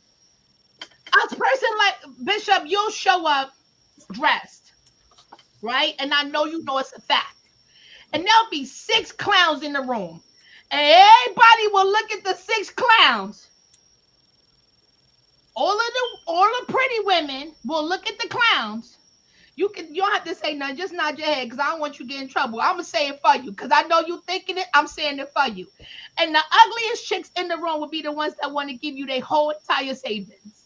You ain't gotta say nothing, Bishop. Just smile and nod your head, because you know I'm right. Because I'm making you laugh on the inside. It is what it is. Men are not showing up in the manner in which they want, which we need them to. And that is being yourself. We're not asking you to reinvent your youth. It's over, bro. You need vitamins to get up. You're going to need a little gay in the morning. I get it. You might got to take an aspirin. Oh, my goodness. It's over. You might got to take a little longer to chew because you know you ain't tell the truth and shame the devil. I'm in my 50s. Every morning I'm not popping up. The devil ain't here tonight. He's not with us. He's not invited. Listen, but we gotta when we We're gonna tell the truth. We're gonna tell the truth and shame the people. Right. And shame ourselves. That's what we shame. These men out, I'm telling you, I'm in my 50s and I'm like, God, if this is the black man, the man itself is God's greatest creation. Let's just, because there are some men, girl, you be ready to give your pension check, your social security check, and your kids check. You be like, God, there is still hope for us because you have made men amazing. And then comes Charlie Brown and destroys the whole. But Charlie Brown needs love too. I'm just Charlie Brown. Charlie Brown in his Christmas. We're here to help try to I'm about my business. unite relationships. I agree. And I just wrote an article for a magazine about being 50 and dating. It is not as easy as it perceives to be, because now people feel they have to show up with a false narrative. I'd rather you tell me that you had some trouble and that you've made it through than for you to sit up here and show up and lie. I don't need that. I need you to be who you are, because we all are an X something. And some of us are still a something and hasn't become the X yet. So I think that when we talk about relationships, when we get to this age, I promise you, if I knew now what I know, I probably would have stayed married to my dusty husband. At least I'd have known I had a husband. Oh no! We're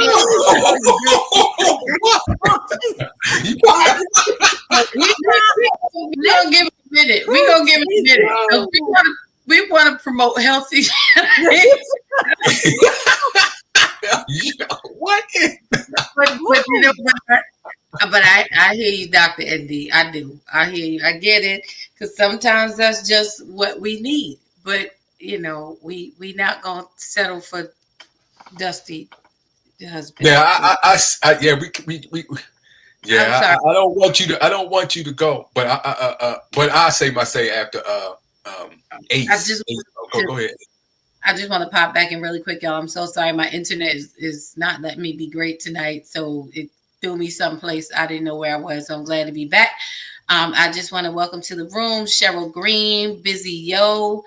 Let's see, who else did I miss anybody while I was gone? And thank you guys for continuing on. I was concerned that they kicked you out because we do have a question. Oh, hey, Patricia. Good to see you. Thank you for joining. Y'all like, subscribe, and share. We on here have a relationship talk. You already know it's after 8:30, so anything goes at this point. I don't know what's going to happen. We don't know what's going to happen, but we're having a good time. Coach Michael Blackman, Don't Cheat Claiborne, has a way of stirring a conversation to pluck your inner nervous system, to provoke you to places, but they're good places, healthy places, places we need to tap and touch and talk about. So that's what we're doing tonight. Tapping, touching, and talking about. Watch your voice now because it's after 8:30, okay? And before Von Eric, I just wanted to, before Ace and then Von Eric, I just wanted to piggyback on something that Risha said, that also Coach Michael talked about when we were talking about safe spaces and how women have so many safe spaces. Truth be told, we do not. Because you see that we have a lot of groups does not mean that they're safe spaces. As Risha said, we might come together to vent. And even in those spaces, we don't share everything. You have to compartmentalize what you can share in a particular space.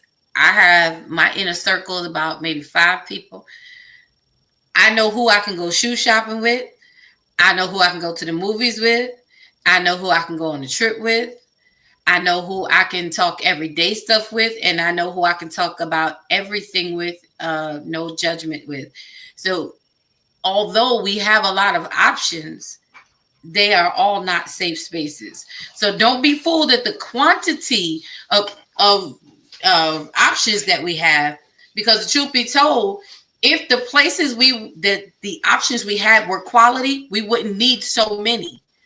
Why do we have 50,011 women's groups? Because everyone is not safe. Everything provides something different.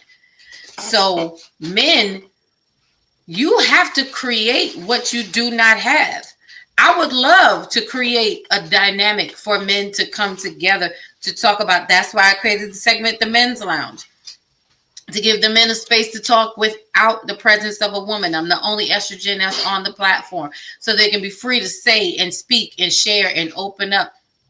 But the truth is, I think men have to get out of this space of comparing the fact that there's more women's spaces and start focusing on creating your own space. If a woman comes and does it for you, then is that really creating a safe space? Because then somebody's going to come back behind it and say, well, you created what you thought we wanted. No, y'all have to create that. If it's not available, you have to make it available. Women, we come together and we create these spaces because we decided we needed them.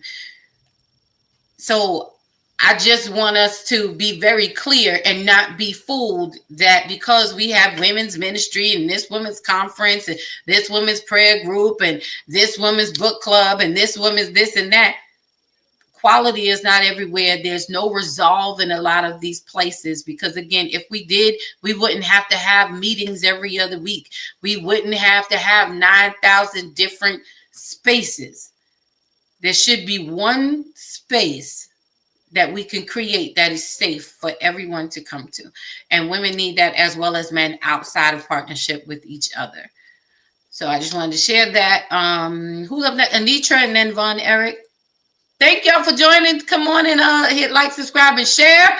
It's after 8:30. We gonna get to the personal side of stuff in a minute.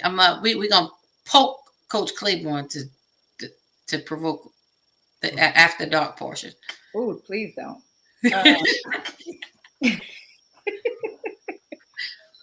I love you, Sir Michael. No offense.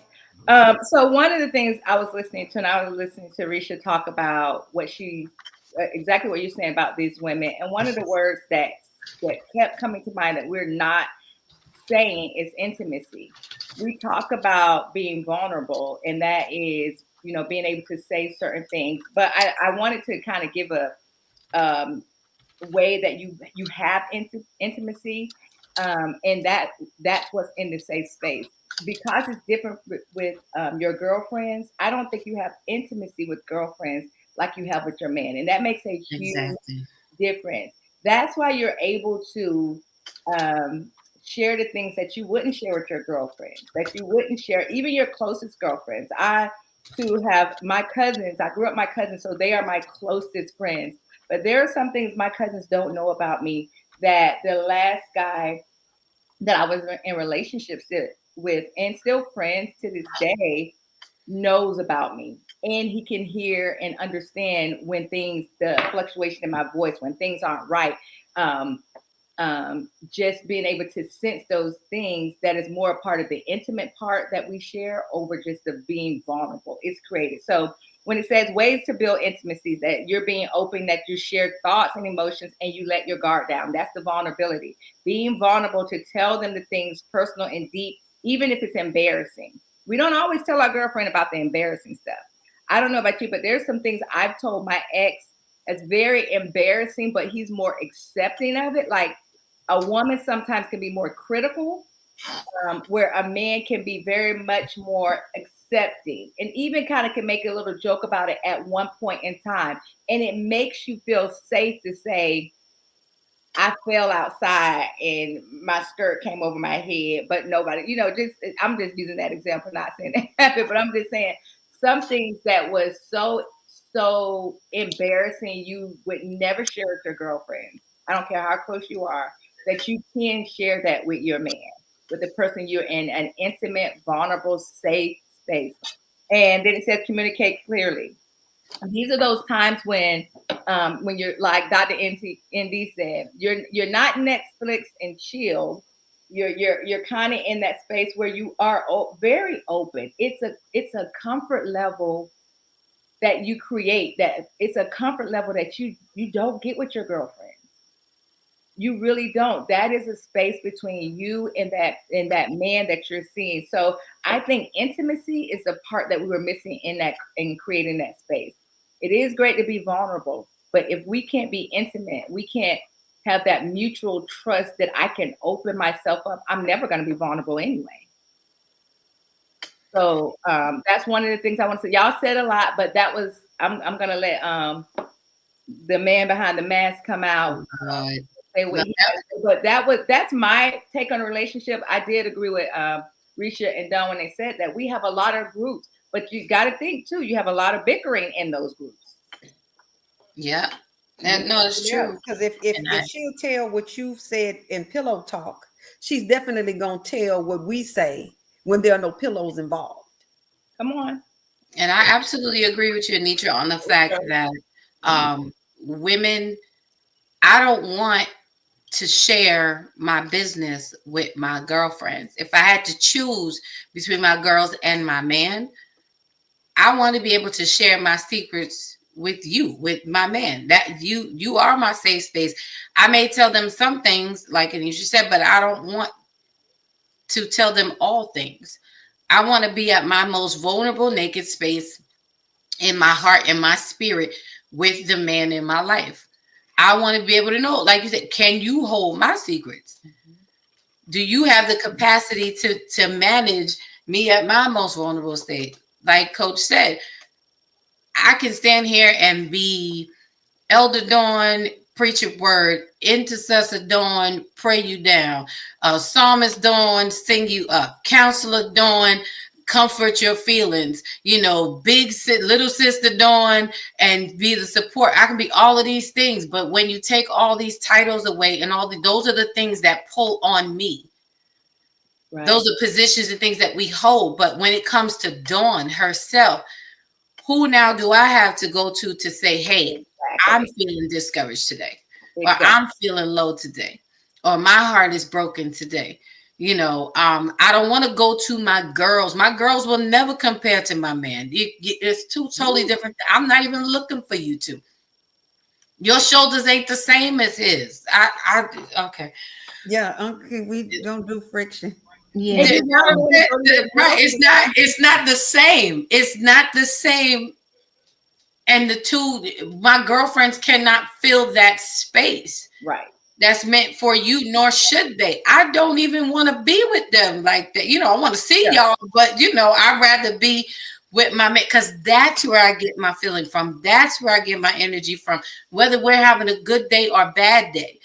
It's reciprocal. Let me absorb your bad energy and pour, even if it's just a little bit of good energy that I have. Let me give you what I have, because then when it fills you back up, you pour back into me. And that's how it should be. And that's, as a woman, for me, I'm just saying me, just don't want to. That's all I really want. I don't expect perfection. I'm not looking for you to have all the answers. I'm not even looking for you to be, Superman. I'd rather you be Clark Kent. Show me that. No, I want the tights, baby. Bring me the tights. Is it after 8 or 8:30 yet? It's after 8:30. Yes, it is. We can break you off like your man can. Let's just be real. That's what I said. She told my No, she did. That's too many clothes. Too many clothes. I need him to come ready and able. That's too many clothes. Come on here. Don't shoot down Clark Kent. Don't shoot down Clark Kent, because the truth is, that's really who he is. Superman is his alias. I don't mind Clark Kent. Be when we out, and we this is what's wrong with us women. We get caught up in the razzle dazzle and the makeup. We get caught up in the appearance and the perception and the perspective that he shows on a day-to-day or in certain situations. I don't really need Superman to be Superman. Well, okay, see, I was going to go somewhere. Yes, I'm going to talk about. So let's put it up.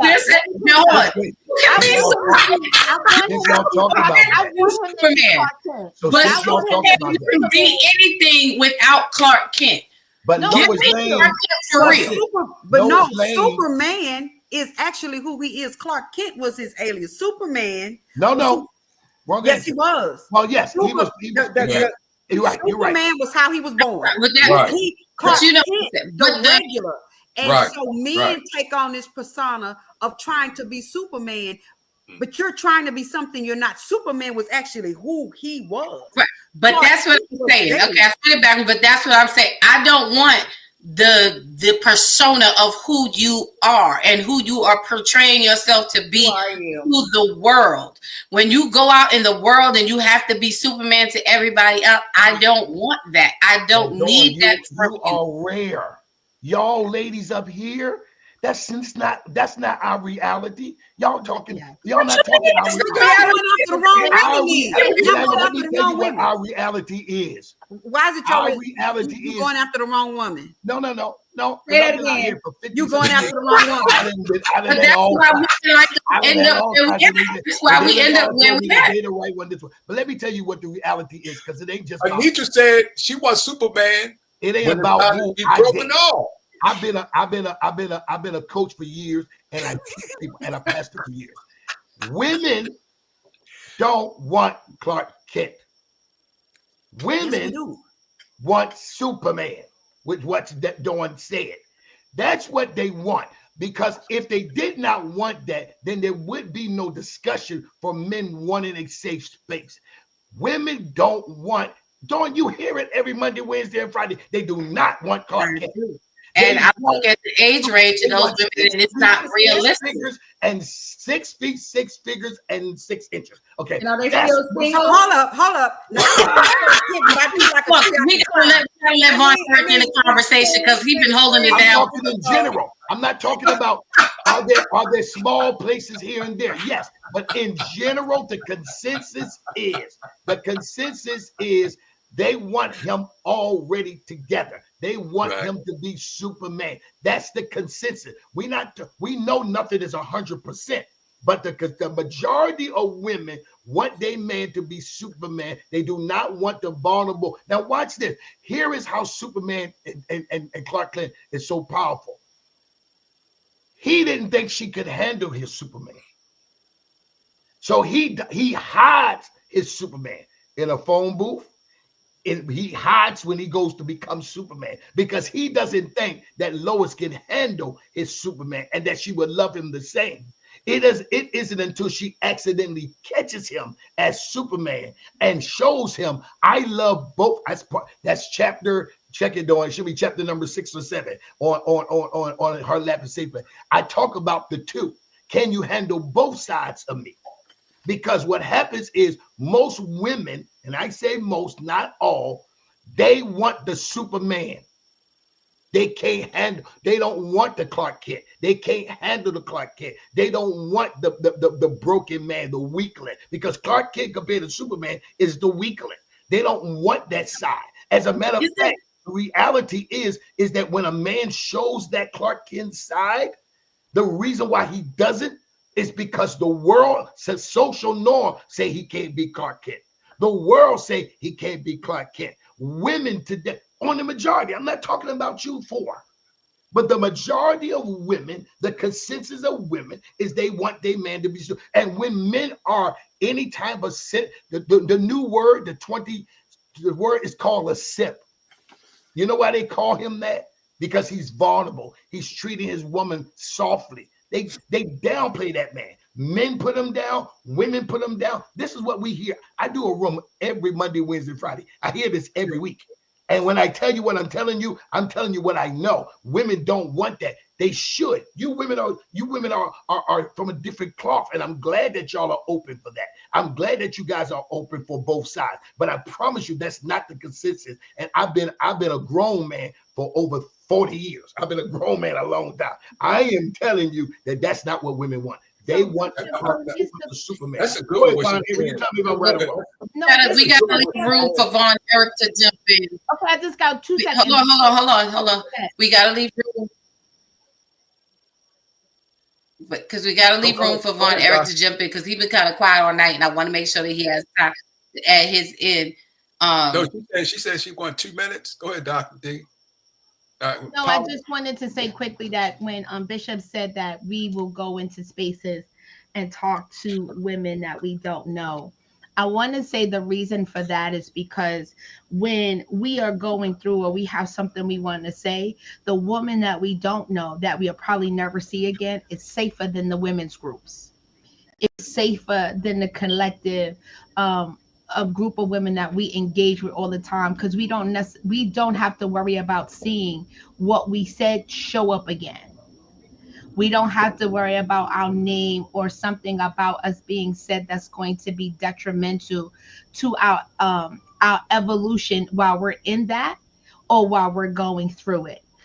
So that's really all I wanted to say that. And I also just wanted to say in regards to your Superman, the question for you is that I hear what you're saying. So what is the answer for us to show up to be receptive to him being Clark Kent and Superman? That's a good question. Go ahead, Von, and then I'll. I like can you show Cheryl Green's comment, because I think that's a perfect what she said. Is the Clark the Clark Kent, but the benefits of Superman. I think that's pretty. That's wisdom right there. I think like what Pastor was saying, as far as how do women, is some women just want Superman and they don't even want Clark Kent, or they accept it, but they focuses on Superman. Then you have women that wants Clark Kent, right? And they accept and like what they get when they have the Superman of Clark Kent. So I can see it's two different types of women on how women look at it, and men too. But I would like to say one thing as far as like what Bishop was saying as far as Samson and Delilah.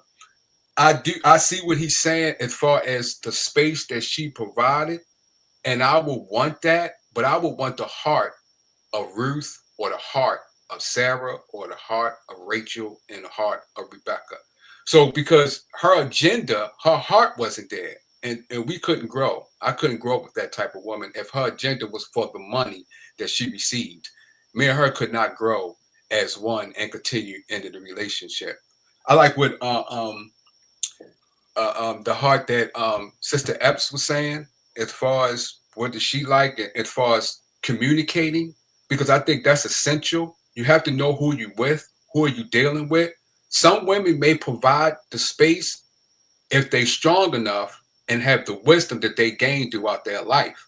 But some women or men may say, you know what, I am not there to create a space because where this person is, that they may want to get in a relationship. So they may not be in the space to provide, to create a space for someone, because it could bring burdens on that person. I like what Ace said as far as intimacy, and I think that's important. Is intimacy and being around somebody is two different things. You know, I could be around my homeboy, but that intimate that a woman provides, oh no, that's something. Oh, that's glory. You know, to be with someone and come together as one like that. I think that's essential into a relationship and growing in a relationship. You can't get that being around your homeboys. And with Dr. D, Dr. D, you're right. There's some men that act like they 25 and they in their 50s. It's just like it's some women, they in their 50s that act like they 25 also. So that goes both ways. But Dr. D, just like you called me Power Ranger, you gotta look for that Power Ranger men, like Brother Bishop, Chris, and many others. You gotta look for, because we got that power. We got that power. We got that power chest for you to lean on and lay your head on. We got that power heart. When it beats, it'll put you to sleep. We got that powerful what God put upon us to take care of all your needs, to listen to you, to do what is needed to uplift you. Because once we uplift you, it uplifts ourselves too. So yes, you got to look for those power men, because some men come and women come with deceiving, just like Delilah. She came with that deceiving spirit to deceive and act like she was, and men do the same thing until we get what we want. And then once we get it, we gone, or that person is gone. Look what she did. She left. She ain't want to have nothing to do with it. Once she got and accomplished her agenda, there are some people that are like that. But when you gain wisdom throughout your life, as Pastor has pointed out, when he went through his marriage and the books and the wisdom he put in his books, those things build your wisdom so you can identify people and see where they are. Then there's also that wisdom that you gain. You are able to create a space, a safe space. Some people create a space to argue, to go back and forth, disrupt. You don't want that creation of space. You want a space and create a space for a man to be comfort. But a man must also see the space that you're creating. And some men will see that you're creating a space and help you within your creation and create it together with you and come together as one with mind, body, and soul. That was good, Vaughn. That was really good. I love how he touched on everybody's everything. That was really good. He put a bow on it. Thank you, Vaughn, Mystery Man, Eric, Power Ranger. I forgot all the other many names. He may have to change his name to the Power Ranger that is, then the missing Power Ranger. He's graduated. As you're talking about looking for that kind of man, though, I just want to circle it back to kind of the beginning of our conversation for a second, because in looking for that kind of man, when you find that kind of man, he's going to be, as Bishop said, as Coach, because he ain't Bishop tonight, as Coach Michael Blackman Don't Cheat Claiborne said, he's going to come with some stuff. He's going to have some brokenness. There's going to be some work that you have to do that's going to be time consuming and require patience for him to get to that place in being vulnerable enough to open up to that safe space. Correct, Coach? Right? Correct. Because Correct. You may be out there, yes, but the things that you've gone through, and women just the same. Listen, we're all showing up broken in some kind of way. We're all showing up with pieces to some degree. We're all showing up with some baggage and some residue. But I think one of the main important things is that we have to remember that we are here to help heal one another. You know, no one can heal totally on their own all the time. You know, depending on the situation, you need someone coming into your life that's going to show you the other side. Sometimes we are able to help each other's wounds heal through the new experiences that we have. But you have to allow yourself to be open to the experience of it. It doesn't matter. We've all lived through some tumultuous stuff from our past. We've all been through some things. Everybody up here has been through a bad relationship, a broken space. We've all been disappointed and our trust broken, you know, our spirits violent, you know, all of these things. We're all showing up that way. However, we have to get to a place of like, how do we finally, like, when do we stop repeating the cycles of the past and start getting to the place where we're building new bridges and loving each other? Because that's what's most important. You know, I don't, to me, it's kind of like, I don't really care what happened in your past, because guess what? You've already lived through the worst days of your life because you're still here today. You know, you've already, give yourself credit for making it through the worst days of your life, through every heartbreak that you thought that you would not survive. You've already made it through, because we're here today. You're living proof. So why not allow yourself the victory lap of learning to love again, learning to try again, and doing things better? You know, and we both have to create that safe space. If we both come into the relationship looking to create this safe space, I don't know. It baffles my mind. Like, what happens? Why can't we do that? If I'm showing up wanting to create a safe space for you, you're showing up wanting to create a safe space for me. Why do we struggle so much with actually having that manifest? We should be able to, because otherwise you're allowing your past stuff, people who ain't even thinking about you.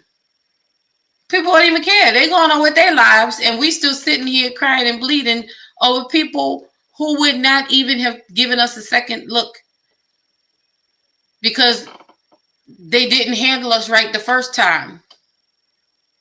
So it's kind of like, why are we still crying over somebody who, or people who have not, and we've survived through it?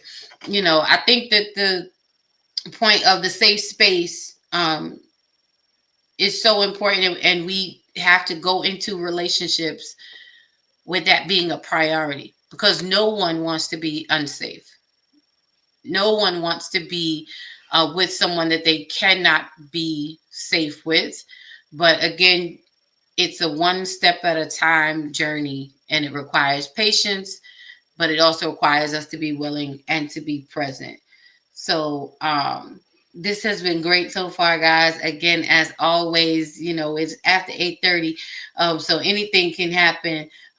Before we wrap it up or bring it to a wrap, because there is just one point I do want to make, but I also want to give Coach Claiborne the opportunity to, I know he has some things he wants to share, some things he wants to say, so I want to make sure we give him space to do that, because, you know, we get into it when we get up on here. We get into it. We get stuck in a space. But it's okay, because that's what's needed. You know, if we can really hone in on one point and build foundation, then we are helping someone, you know, have a better foundation, start forward. So, Coach, is there anything that you want to add, ask? I know there was a question that was going on. The floor is yours. There's a couple questions that was asked. One young lady asked, you know, how do you deal, you know, relationships? Her past relationship was, even though it was long, that doesn't mean it was a good relationship, because her past relationship, she said, was abusive. And surely, again, a person who does not have somewhere to express or to release what they're dealing with usually do lead to volatile, lead to abusiveness. So going forward, you got to be able to see that. I believe it was Tracy. Going forward, you got to be able to see that as a red flag. A person that's now. Let me hear you. Let me help you out. I don't want you to call because a person while you're dating them is not sharing everything with you. It's not a red flag, especially when it's a man, because it's about getting into that space to be able to be able to be open to you. So I don't want you to go with false expectations that he's going to share this while I'm dating him, because he's probably not. He's probably not going to share while he's dating, unless that relationship lasts extremely long time. He probably will not share that. But getting him, and most of the time, and the reason why she asked this question is because most of the time men do shut down. Men will come home from a bad day of work and just be like, I just want to sit here with my foot. He won't be a person. Now again, I think the back and forth that becomes is because I'm talking about the consensus of women versus a few here and there. Most of the time when she's dealing with stuff, let's say at work, she'll come home and be like, babe, let me tell you what happened at work, blah, blah, blah, blah. And she just starts to spit it all out, where a man could be going through work and you don't even know. There are women that didn't even know their man quit their job until later. They, you know, because that's just the way we've been taught to keep things to ourselves. We've been taught to internalize it and deal with it ourselves. You know, a man handles his. We listen to some of that toxic masculinity. You know, every day during the week I listen to it. And, what a man's supposed to be. We deal with that all the time, and I'm always standing up like what are you saying? Like men can't be vulnerable. A man's supposed to do this. The man's supposed to take all of this. A man's supposed to take all this same pressure on him. And the man's supposed to be, you know. And we have. As much as I fight against the social norm, I still see that it's an uphill battle, because even when I'm in spaces that talk about relationships, they still spit out the same social norm stuff. It still comes off of them, from whether it's coming from the women or mostly coming from the men in the group that I'm in. They're still spitting it out. They're still spitting it out about what a man's supposed to do this, a man's supposed to do this, man. And again, that it also put men into that place of men can't be secure. Like men are not supposed to walk away from a relationship. While they celebrate women walking away, but if a man walk away, it'll go on the internet. That's true. If a man walks away from a relationship, like I said the other day, a woman can date 5 guys, not sleep with. She can date 5 guys, because we have a saying, date them all, sis. She can date 5 guys and eat 5 days a week, 2 days at home. Yeah, that's true. But if a man date 5 women, he gonna be broke. Yeah, he gonna be broke. Yeah, that's true. Especially if he treats all of them the same way. So date them all does not work for men. Yeah, that's work true. for women. Because, and again, we're not talking about sleeping. We're just talking Right. about casually going out on a date. If a man date 5 women on the same level, Right. meaning that he's treating them all the same way, Right. he will be broke. He would be broke. A man can't be broke. A man can't be broke and say, you know what? I'm gonna call 5 women and get something to eat. No. He cannot. He cannot call 5 Which women. women you call? There's 4 on this stage right here. Oh, no. I guarantee you. And he's a broke man, you ain't doing too much of that. Y'all, Anitra, you paying for a man's meal? If y'all you on the first date, you'll pay for it, Anitra? No, I first date. invited him. Ain't no woman taking no man out on no first date. That's not true. I've done it. If you I invite me- invite him to dinner. Yeah, I don't have any problem with paying, and I don't have a If you problem invite with me, you definitely dating, pay. picking up. Anybody who invites me on the first date is paying. Right. It's invited. Right. Calm But down, if calm down, Sir Michael. Calm down. But they ain't inviting them. The thing about it, Von Eric, they not inviting them on the first date. That's Right. What I may do is I may invite you to like lunch or brunch or something, but I don't have a problem with. Can you invite me, pick me up in the car, you know, tell Hold me on, to I'll put my send shoes Uber Black on, for you. I'm gonna get dressed I'll up. send Uber Black for you. Relax. No, don't What? say no Uber. I want to ride in your car. they said Uber Black. On the first I want you date, to pick me on up the from first your date, house. I don't exchange like my address or any of that. So my first date, yeah, I meet. I do not allow the person to either to pick me up, come to my house, or any of that on the first date. I don't do that. That's me personally. Right. That's I can see that. Yeah. That's true. That's I can, So Uber Black, or I can send Yellow Cab, whatever you want. That's what you want. right. See, I was Right. saying. Don't have no problem on the first date. If I invite you out, I have no problem treating you. I believe men deserve flowers and whatever. You know, we have this standard of flowers and chocolate and whatever. That may not be your thing, but I feel that men deserve to be treated the same way as women do. If I invite you out on a date, I'm going to take care of everything from beginning to end, because that's just how I am. Now, partially, I do that because I understand that a lot of men don't get that treatment. A lot of men are always the ones coming out of their pocket. And I never want you to be able to say that I am like the rest of them. I never want to be able to come out your mouth. Do not group me with anybody. I am not a group event. I am an all-inclusive experience in and of myself. Okay. And you will never find another like me. When I do, period point. I know who I am. Period point. I'm gonna make sure that you have the experience of your lifetime to the best of my ability to know that when this is over, like she didn't. Nope, you ain't got to come out your pocket for nothing. Now I may not open the door for you because I ain't going that far, but I'm opening the door from the inside. I'll open the door from the inside, because when a man opens your door, make sure that you get in. Ladies, the courteous thing to do is reach over and open his and help him. Just show that same reciprocation. See, I done taught y'all something. Bishop, these showing off. These women are showing off, Bishop, because they know this is not the norm. Y'all know this is not the norm.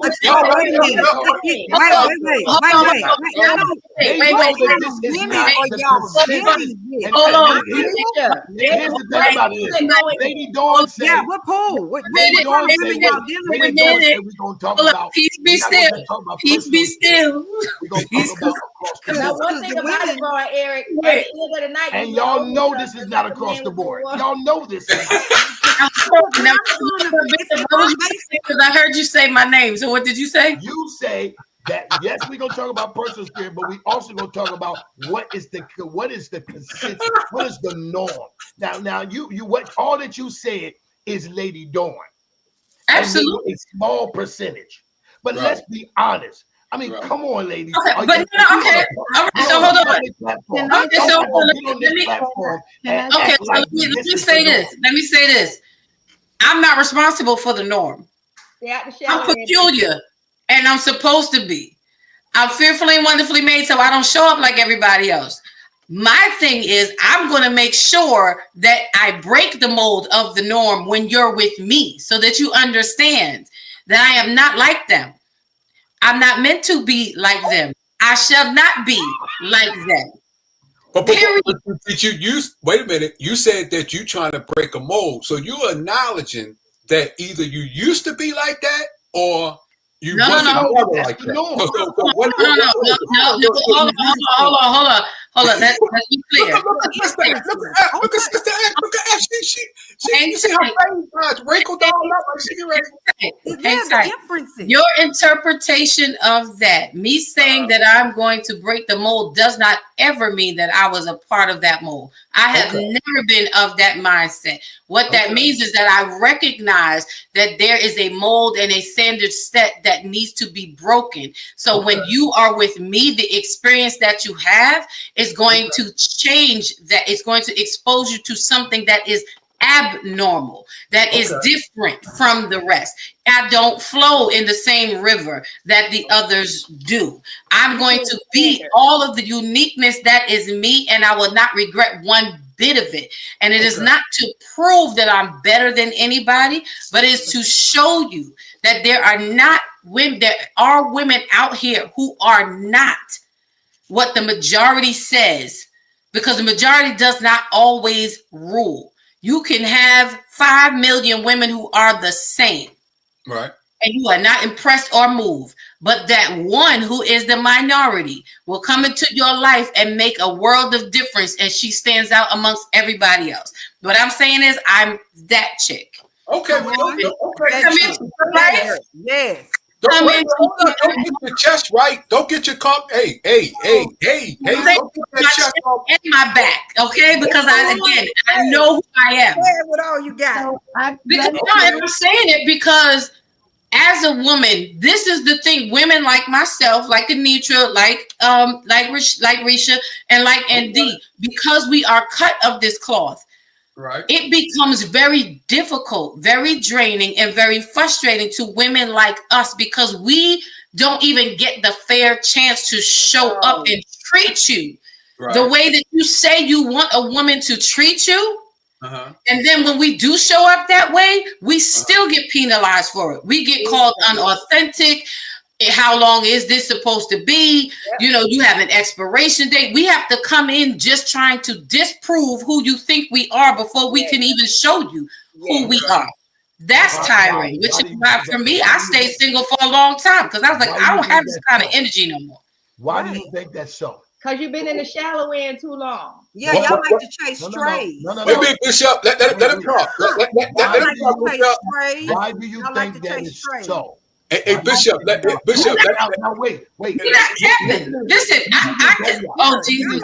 Listen to me. I could bring living proof to the Let's Talk. No, let me answer the question. What I Why say you is think it's real. so? We're talking about a well-traveled man. So we're not talking about a man who only swims in one water. Right. We're talking about How a very many men are well traveled? Y'all repeat the same thing. Y'all No, the no, number no. one. I'm no. well traveled. No, So no. here's the Because I don't thing. repeat the same thing. Because Hold up, Bishop. Wait a minute. You just said that we shouldn't do that as far as with women, and you just did it with men. Because you just said how many. He just told you the I type asked the question. Right. Yeah, but you just said you Okay, but now you see how that feels for you. Now y'all offended. Now y'all. Now you triggered. Daddy's What I inside. I ain't triggered. Wait a minute. Now you The triggered. reason I'm coming back because you just said something and you made a hypocritical statement. So What- that's what why was I'm the coming back. Question, not Made a a true statement. And But I you- walked. you're about I to didn't get say on- nothing hypocritical about what I said. I said what I said, and I said it to them. I did turn around and say the very same thing that has been expressed towards women. That's not. It is what it is. It's fair playing ground. Why am I? I'm gonna let Bishop go because Bishop was on the road. But you said you was about to group men all together. You matter of fact, you just said y'all men and y'all. No, that's not what How happened. many are real I travelers? said how many? Right. I didn't say. But here's the real thing. What is well traveled? What does that mean? Go ahead, Pastor. Tell You me. went to And Mexico, I've dated that's not women. well traveled. I've dated women in other cultures. I've dated women in other countries. And again, when I talk, Some men have been off the block. wait. So I don't date. In other words, I don't swim in pools at all. Okay, let me say this. So let me- There's slums in India. There's So let me- slums so let me- in so let- England. I don't date There's no slum slums women. in China. I don't date slum women. I'm trying to figure out what I don't date. First of all, you Bishop can look at me and absolutely no. And No, if but you I'm give me- saying when you talk about well traveled, I said you can well, still- world. We gonna let him World finish. well traveled. Let's let him finish. People have a tendency. So to no. pick. I don't have a tendency from the time I ever started dealing with women. One thing about me is that I only deal with a certain type of woman. That's your tendency. You Wait. just said it. No. When I mean certain type, I don't mean certain look. I mean certain. I didn't say look. I deal with very classy women. I don't deal with slummy women at all. I don't deal with ratchet women at all. So let me finish. because what I want you to understand is this. What I want you to understand is this, because you can't talk from a man's side unless you're a man. And what I am is that. So let me help you with this. As a man, what is across the board, not only about what I've dated, I'm talking about what others have dated, what we hear on a day-to-day basis, what books are written out, what podcasts are made, what stories are created, what's done in reels. When I talk across the board. And across the board, while there is you all, but you all know that you all are a small percentage of what the bigger picture is. The bigger picture across the board. Because even when I talk about there are women out there that will do for men, Lady Dawn, you've heard them say, Claiborne, you must know them because they don't happen. I bring up stories that they have never experienced. I just did that the other day. I talk about dating amazing women that will do for you, that will go back and forth. I'm the one that came up with the 50-50 that I get killed about all the time. Because again, I understand that. But when I talk, I'm still talking about a small group of people. The consensus across the board is that women look for men showing up a certain way. Women expect men to show up a certain way. While there are the Lady Dawns that may do the first date. I'm not saying that Lady Dawn has never done it or will not do it.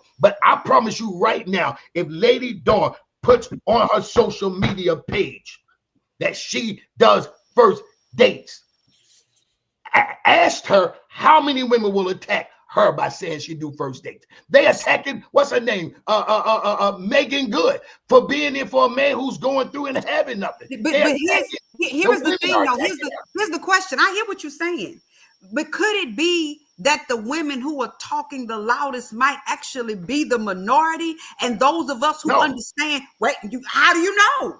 How do you know? Repeat Because I it. see it all the time, and I choose not to comment. And I know a lot of women who don't. Could it be that the majority is actually silent because we don't have time to participate in the idiosyncrasies of little-minded people? So then you're say it talking again. millions of women around the world are the minority? They're not. That's not what I said. I said those talking. So I'm Those telling talking. you that, You that when you talked hear about stuff, social media. You talked about the rooms. I'm talking about the so I know we not in church, but it's the loud wagon that makes the most noise. again, So my question is, could it just be because when I look at the people who I know, the folks who are on my pages, and that ain't how we move. okay, And I'm put not it on your talking page. about I want every one of y'all and to I'm not post and I'm that not you talking do your about first just date my on your age. pages, and I'm let's not see the talking- response. I'm not talking about just my age. I'm talking You want about to women do what younger now? than me. I I'm talking want about- each one of y'all women to post on your page, just meeting a guy, and I want to take him on a first date and pay for it. I want y'all to put it on your page, and I want to see how many women will agree with y'all and say on your own page and But say, that's what I'm saying. Those are the ones that are talking. You have Lady Dawn post stuff all the time, and I don't come. I'll call her. I will call her. I'll say what I need to say, but I'm not on social media. right, but if I you might post it like on your something, page, those are the and you people don't on your even page know that's what the following like you. means. But those are the All people I- that are following you, right? So would they not agree with you? Listen to what I'm saying. Even with that, we're talking about the women who are speaking, the women who are talking, the women who are commenting. All I'm saying is it does not take into account the women who don't say anything or who don't Right. say So much. we can't give So account to what you don't say. We can only give account to those that are saying. That's what she's saying. But I think we're just saying that there is a. I was going to go churchy. There's a number, the unknown. There's a number that we don't. There is an unknown, so you can't loop it So all are together. y'all Yeah, going that's to all I'm saying. Let me. Can we say let this, me though? Can screenshot we say this. this? Go ahead, Are Vaughn. y'all Go ahead. asking No, for wait. validation? Hold on. Let Vaughn share. Come on, Vaughn. Can would it be safe to say, ladies? Well, it's a question. Throughout your life, since you became an adult, and even the places that you work, even church, what pastor is saying, is it a majority? Have you seen that a majority in your life, or has it been a minority? Which way? That most women. What Bishop is describing, as far as About what us paying women for is, the first date. huh? How Yeah, women- no. So when I'm we going to describe- say this. I think I agree with Bishop, and I'm going to say this because I've done it years ago. I have had this conversation that I would, but there's also a foundation, but before that is done the first date, there's conversation, there's some level of communication between me and the gentleman, because one of the things I guess for me and maybe other women, and maybe what this is just me saying, that there's a level of maturity that goes along with a woman making that statement, but there's also a space that the man is going to stand where he doesn't feel like his masculinity is being put in question, and he is no longer an alpha male, even though they're supposed to be two different things. I think people have kind of gyrated it.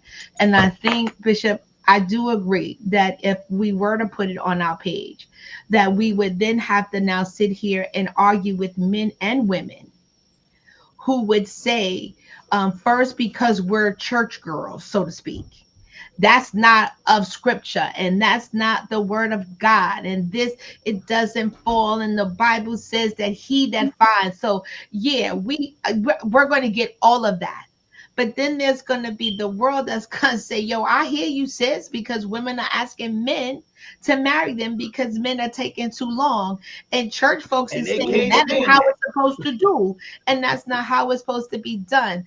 I do agree. Yes, I have no problem with paying for that, but I think that has, for me, that begins the safe space for him and for me. That's not something I think, but I also have to gauge the mental capacity of the individual that I'm going to make this offer to, because they may not be in a place, and I don't know that because I'm getting to know them. They may not be comfortable with that as a man saying, I want you to pay for something, because society told him that if he don't show up a certain way, he ain't a man. And if we show up a certain way, that what kind of women are we? We desperate that we got to pay for a man. So I think that the line is real thin, and sometimes it becomes blur as to which way we can stand. Because Dawn, you right, you are a cloth that's cut differently, and you are right with doing that. But if all true honesty, you and I both know that if we went on social media, as gangster as we are, that we have to be knocking on some Negroes' doors to be like, yo, bro, what sis, what you said? Because then we'll be disrespected, because then we realize that they don't have the emotional stability or the mental foundation to understand that we move differently, which is why we get different results. My result is not, though I'm 50 and I'm single, I've set a certain expectation that I'm going to show up a certain way. And I'm going to know when bro work through the door, if he's going to be able to sit at the table with me and we can at least have some level of dialogue. Doesn't mean we're going to have a future, but if I can get him to have a conversation, I've already realized that I got something that I can work with. Opposed to that dude that's going to come in and I'm looking like he don't even know where he at. He's looking for it. But I get it, like it, because I listen, and on both sides of the spectrum, like we gotta pick our battles of which one we prepared to fight. Because either way, we gonna have to fight because we are different. We are going to have to fight because we different. I'm okay with pay. I'm okay. I was engaged to be married. When I tell you I dressed him, I dressed him. We had some place to go. I bought his hat, his socks, his shoes, his drawers. He was color coordinated down to his socks. But he was comfortable enough in who he was as a man to let me do that for him, and then rocked his clothes. I didn't tell people I bought his clothes. He knew privately that I bought his clothes because that's how I wanted him to show up. Right. But I can't tell the world that, because some chick who don't know that, why are you doing all of that for him? It don't require all of that. He can't pay for his clothes. No, he's mine.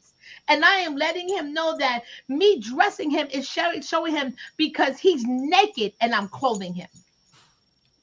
That's just me. But I also know, because I thought about it. I said, you know what, I'm going to post it. And then the Jesus side of me said, yeah, girl, post it. The street side of me said, girl, don't do it, because you're going to forget Christ. And the first message that somebody say to me, that they going to try to question my spirituality and my walk, it doesn't make me less saved.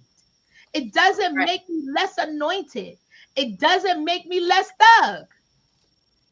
But I get it. And it's the lines are blurred. No matter how much we look at it, the lines of this are blurred. And no matter what we say and how we look at it, there is still a question. How do we show up so both sides can both feel safe and vulnerable and be able to say, I'm all right with putting my head in her lap.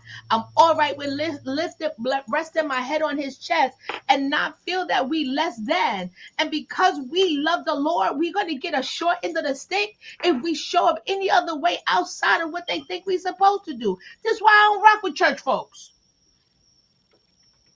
But I'm done. You rock with me though, doctor. Yeah, you are an exception to the rule, baby. Well, you know, I agree with everything that you said, Indy. And I'm just saying this for me and for women that I know that are like me. We're not going to be exactly the same all the time. And I'm not saying it is law, it is Bible, or any of that.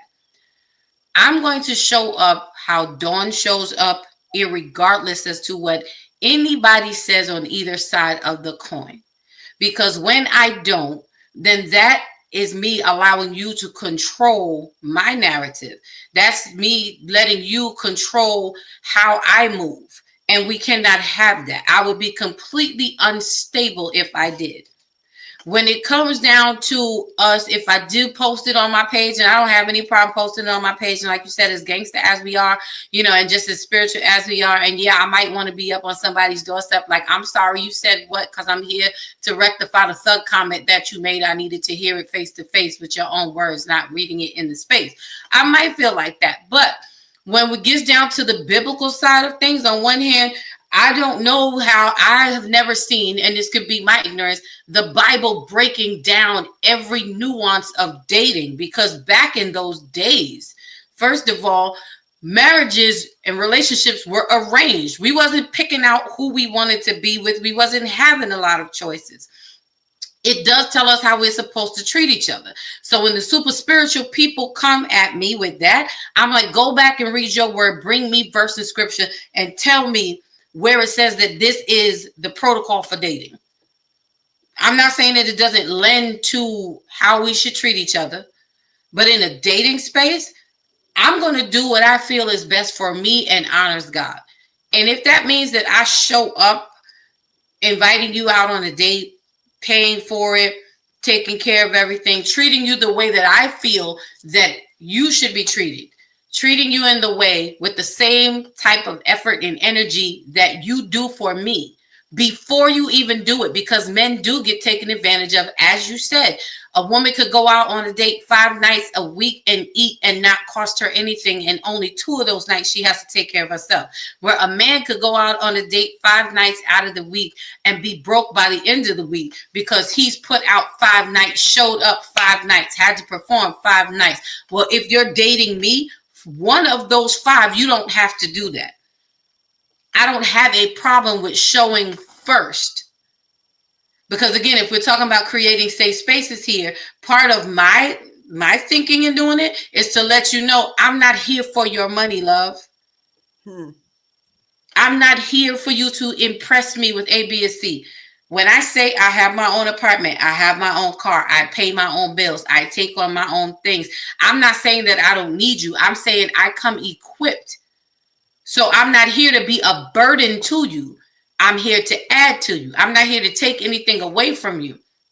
That does not mean that throughout the relationship, I'm not going to expect or even look for you to take me out or to treat me well.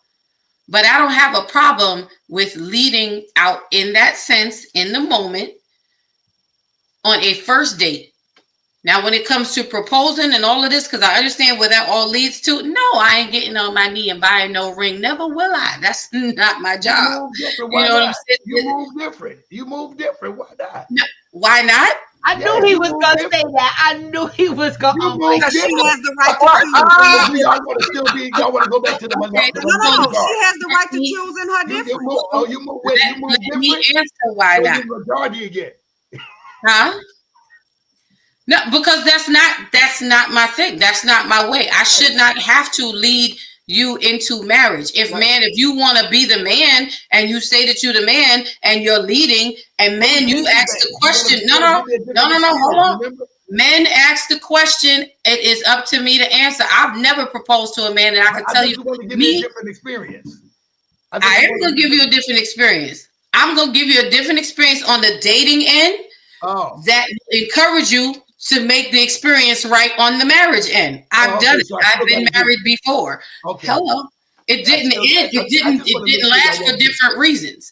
I made sure I showed up in my dating experiences exactly who I am. No cap. Straight way. And when I say I'm that chick, I am that one is that chick. It's what kind of chick am I? If you want to go with the dime a dozen ordinary on the corner, then you go do that. But when you come over here, you're getting a different experience. I'm unique and authentic in my own way. I never said I was better than anybody. I never said that I was worse than anybody. I just said I'm showing up as me, the individual, different snowflake, no 2 are the same, period. So I will ask you out on a date. Sure, I will treat you to whatever it is that you want, whatever you need, whatever you like, to show you that I'm capable of handling me and you. In my mind's eye is this. My father always taught me, you make sure that you have Huh? No, I was about to say, you remember what they used to say back in the days about when they take you to Benihana's? You don't remember that? Right. Listen. You got. I'm just saying. Okay. You remember what they used to say about Benihana's? Like certain restaurants require certain activities. I'm just saying, and I don't think that it's far from. I know Anitra is looking like, what just happened? It's a thing like when we was growing here in New York. Let me just be clear. Benihana's was like the restaurant of restaurants. Understand? So it's like, but how can I compare it? It's like Benihana's is what we be called the Ruth Chris now. Okay. Okay. Like Maestro. So, when we talking about taking people to dates, like the same concept kind of could be put in, depending on the restaurant determines what the output is going to be, what the outcome is going to be. And so that's why I'm saying to her to make her laugh, because it was, but now it's here, but it is what it is. Yeah, output or outcome, same thing. Listen, Oh, I'm just saying there's nothing wrong with women have to be secure enough. And I understand we are not the majority, but it doesn't mean that majority is right. And again, the fact that we're having this kind of tugging situation right now speaks to the reality that women like myself, like ND, like Anitra, and like Risha have to contend with. So you agree that and I'm wondering if Ace and Sister Epps agree. So you agree that y'all are the minority, and I agree with what you're saying, and I think that us men need to identify that and not allow ourselves to be controlled by the minority when it comes to identify the woman that we want to be with.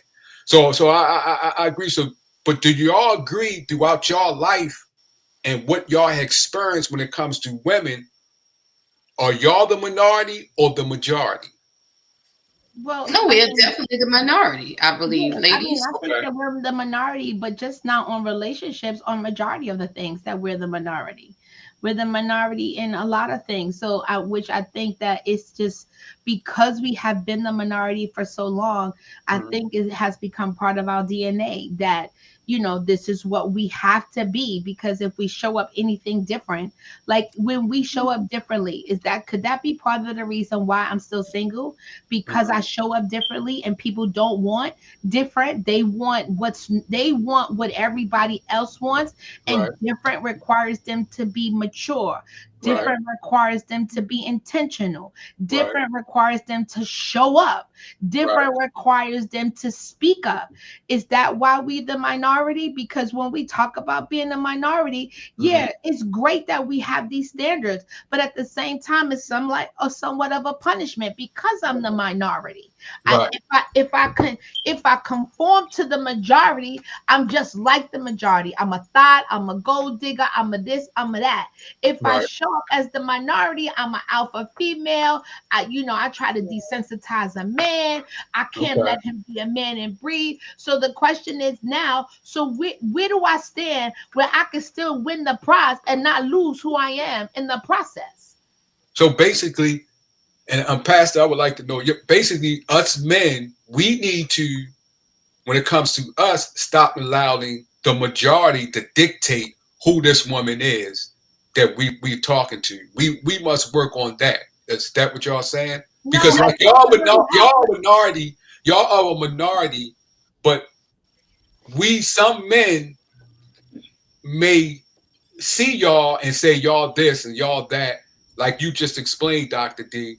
So are you saying also that men need to learn how to identify and learn how to use the spirit of discernment when it comes to the women that they talking to? Is that what am I okay? You have to learn how to accept us for who we are, where we are.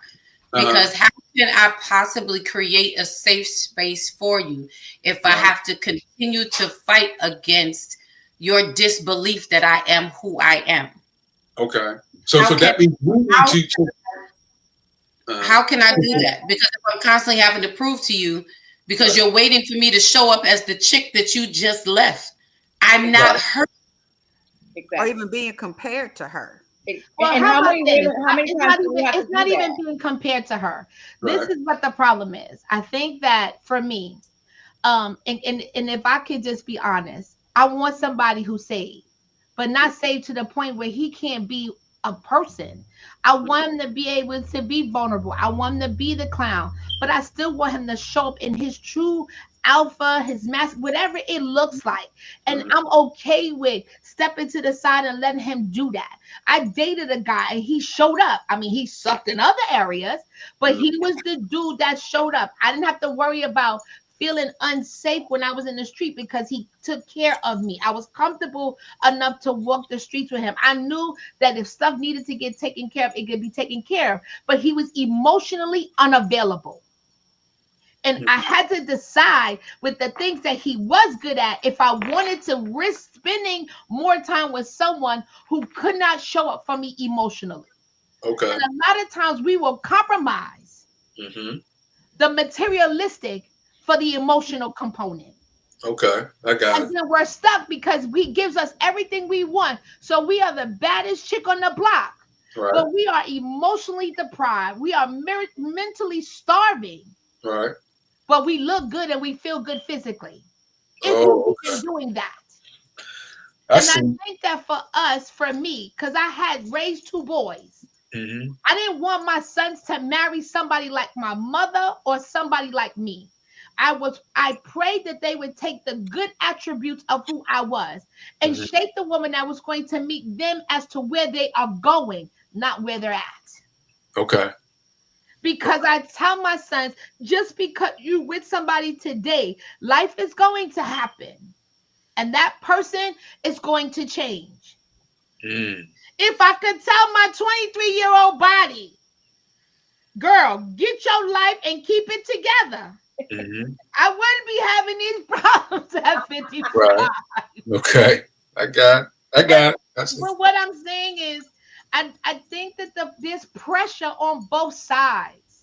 Right. There's a lot of pressure. And how do we come to meet where there is no pressure? I don't know if that's ever the case, because this conversation is continuous and the results are still the same. That dude is looking for her who gonna show her goodness, her mercy, her grandma's goods, and her nana's cookies. But he won't talk to the girl who has, and she's still voluptuous. She's wearing her stuff well, but she's a thought behind closed doors for him. He don't want that. We gotta pick a side. And choose a as struggle. much as I've seen men who say, I want this and I want that, but they show up with somebody completely opposite of what they say. Right. True. And then people want to know why the ugly guys gets the pretty girls. I'm just saying. He's a mud duck and he got the baddest chick in the room. What's And the nice looking guy doesn't want to talk to the girl who's average, because he just sees her as average. But let her cash a check, let her become somebody's substance, and she fixed that. All of a sudden he won her, but he didn't want her when she was average. All she did was upgrade the price of her blazer and changed her black bottoms for red bottoms, but she's still average. But because on the outside, how she dressed makes her look like she's acceptable, but she's still average on the inside. I'm just saying. Yeah, those guys are just Rangers. We Power Rangers. Right, Yeah, right, Michelle? We Power Rangers. But one of the things that y'all talked about, we were talking about, I think Lady Dawn was talking about it too, is that when you have your own. So I have my own everything. I have my own home. I have my own job. I have a great career. I'm doing well for myself. But it is difficult because a man will automatically say, oh, well, you don't need nobody. Well, who said that? I gotta eat. Do I have to apologize because I'm doing well on my job? Am I supposed to apologize for that? I apologize that I have a home and my bills are paid. Like, I think that's a great thing. And I Right. want a man that can come in and that I can be a neutral with. Like, I don't want to pump gas. Like, Right. like I be pissed every time I go to Mhm. the gas station. There's Right. things that I'm very traditional in, but the one thing about it is that when I come home, I want a safe place to be able to put down everything else in the world. But I get so often men, and this is my experience. I'm gonna be like Lady Dumb. My experience is the Right. automatic is Mhm. because I am independent, it Mhm. makes me it puts them off. Like I've had Makes you a few guys needy. tell me, yeah, they're like, you don't need anything, you don't need nobody, you don't. Who says that? Does it make you feel uncomfortable when you're around that type of men, or do you feel uncomfortable, or What do you do mean you by feel, uncomfortable? do the men make you feel uncomfortable because the way they respond to your independence? It doesn't make me feel uncomfortable, but it's very frustrating because you Okay. didn't even get a chance to know me. Okay. You don't even know me. You didn't have the time, or you get the guys that keep saying, "Oh, you just like all the rest of them." Okay. And you're like, "Hello," you know. Oh, and I do this. I said, "Please stop, Luke. Please, in a conversation, I will tell a guy, Lord. please stop saying you all, because this is Anitra. Stop saying this is Anitra. Let's bring it back to who I am and who I've shown you that I am." That part.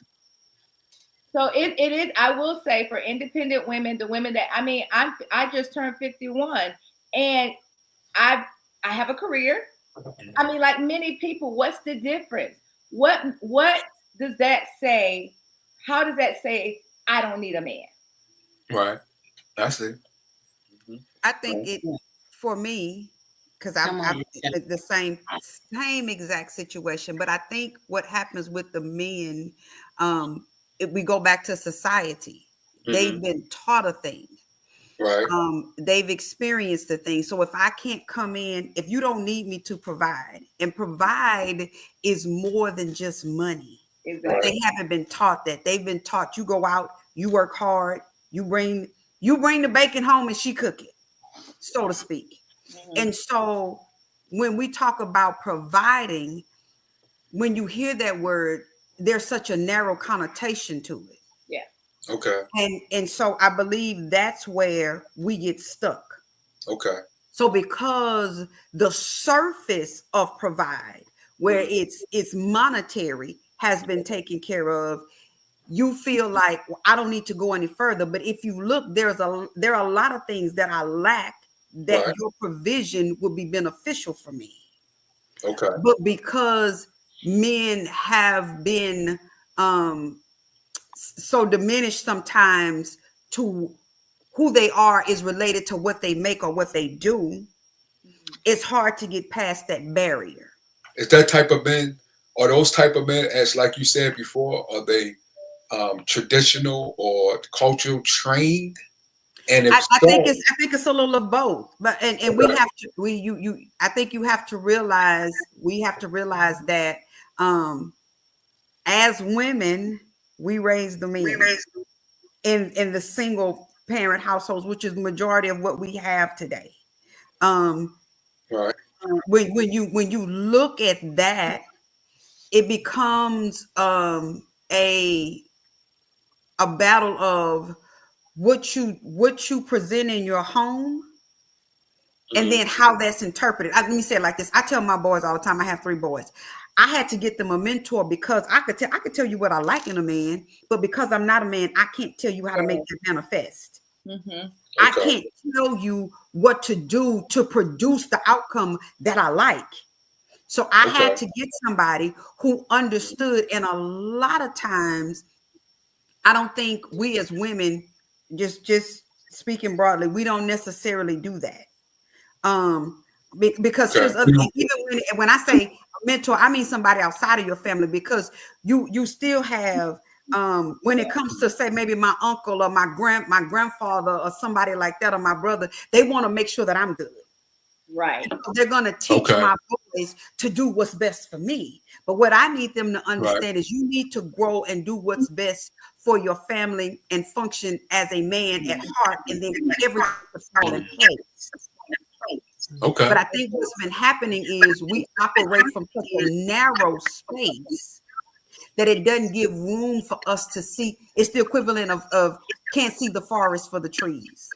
All we see is trees until we're outside of the situation. And then we can see either how large or how minuscule it actually is. No, I really love what you're Uh, saying. Shared. So Von Eric, I hope you've gotten good information from your question. This is really good. yeah, I Really got good. great information. Yeah, No, I just, well, I appreciate y'all.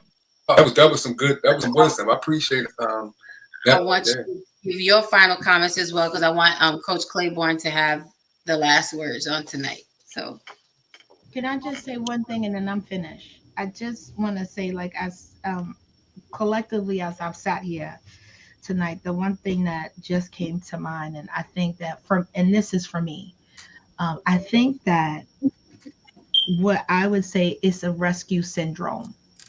And I think that psychologically, as a culture, from the inception of slavery, men have been put in positions to have to rescue us. And them not being able to show up did something to them in a masculine way. And then we as women had to figure out how to show up and become something we were never created to be. And as much as we have evolved as a culture and as a society, there's still somewhere some psychological trauma that has still trickled down throughout the ages that we still sometimes are still navigating and have yet to address. And there's still what I say, and this is just me, this is not because I read it in the textbook. There's a syndrome of I gotta rescue. And if I can't rescue, then I'm not who I need to be. If I can't rescue and I can't fix it, it takes away from what I am supposed to be and how I'm supposed to show up. And if we do not, and if we as women are not in a position to appear that we need to be rescued, that we don't have any significant value.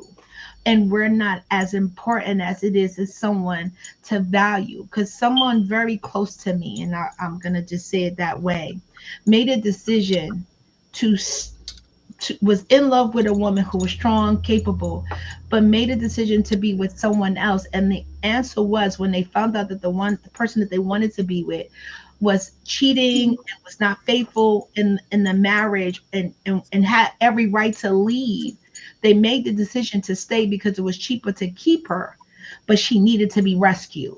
He didn't want to be with the one that had potential to match and to ensure that they became a greater version of themselves. As they became a greater version of themselves and they together became a greater version together, they opted to stay with the one that he felt needed to be rescued,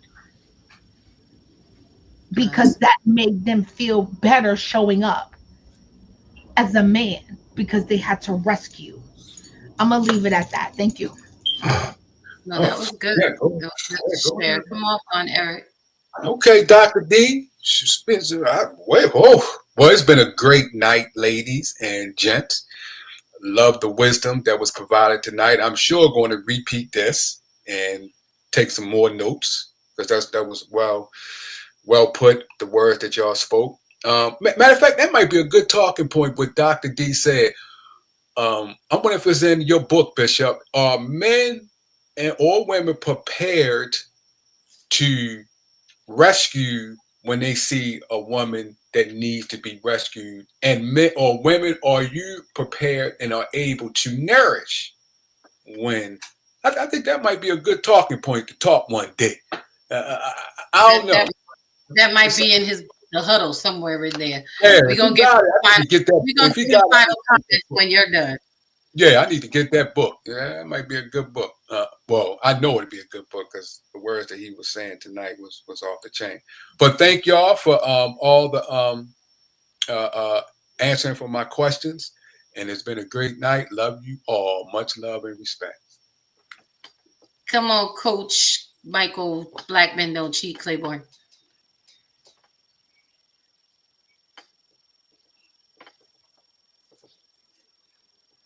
You muted, Pat. Tonight was a good night. I appreciate the dialogue and the feedback.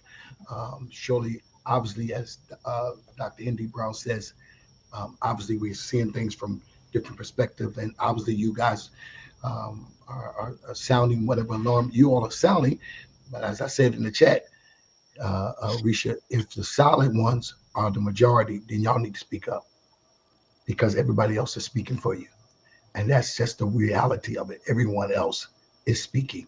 And it's not just speaking on these platforms. I'm talking about anywhere else that I go around the world. The women are pretty much the same of what they want to see show up and how they will show up to a man. So as a matter of fact, I said that to my chat. So you guys might be getting some phone calls to come up on the stage. Because I said these women here done lost their mind if they think that this is not the minority, if they think they are the majority versus the minority. And I said, and I teased them, I said, y'all been picking on me for years, but I have found 4 women that say they will pay for the first date and pay for it all. I'm getting ready to get brownie points up and win the right one cup. Because I've been saying it for years. Of course, they going that ain't a reality. Run with it. Y'all might be getting a phone call, but that's and so. But in the overall scheme, again, it is very important that a space created, if in fact that you want that man to find solace in your lap. While we didn't get a chance to get into it, a lot of times why it's just because we were piggybacking off of last week's conversation. A lot of times why he finds solace in another lap. It's because you have not created a safe lap for him. I am not saying all, because there are men who have a salacious appetite. But as I always say, all cheating is not created equal, and it is not. And a lot of times, men have come home to women that have vehemently said that they're not created. I've said it. I've asked for a safe lap.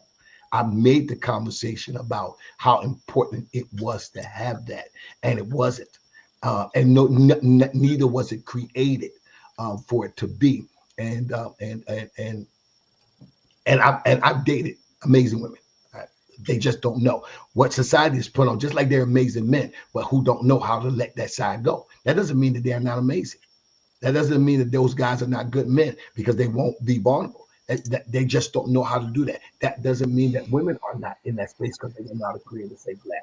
It's just, I'm just starting to talk about the last 4 years. And people keep referring to it, Bishop and other folks refer to my book, is because no one has talked about men having a safe lap.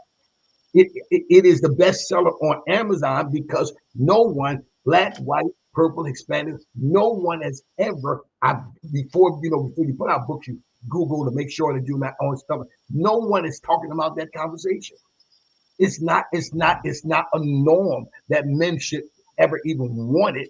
Or why do you need a safe lap? Or why am I creating that? And you need to be, you need to be strong and you don't need to be sick. So it is not something that I'm still pushing the rock uphill with. I'm still pushing the rock uphill with it because I'm saying that I really believe that this also ties into and I try to push it, but I'm gonna push it more on mental health, but for men.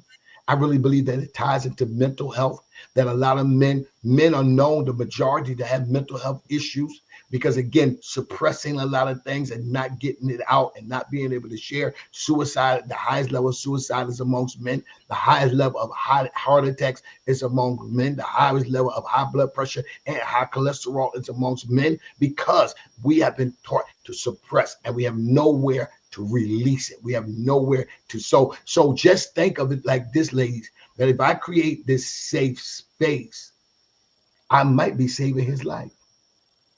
Because that's what Delilah did. For a moment, she saved his life. So maybe you're causing your man to live longer than what we know is that women live longer than men. I know that you all have been saying that y'all have a lot of groups and it may not be a safe space, but you all have them. We don't. And too much so that even when Bishop Jakes created the 2 conferences, the Woman Thou Art Loose had 100,000 women there, all coming together, all crying on each other, all pushing each other, all supporting each other, all lifting each other. But manpower never got over 60,000.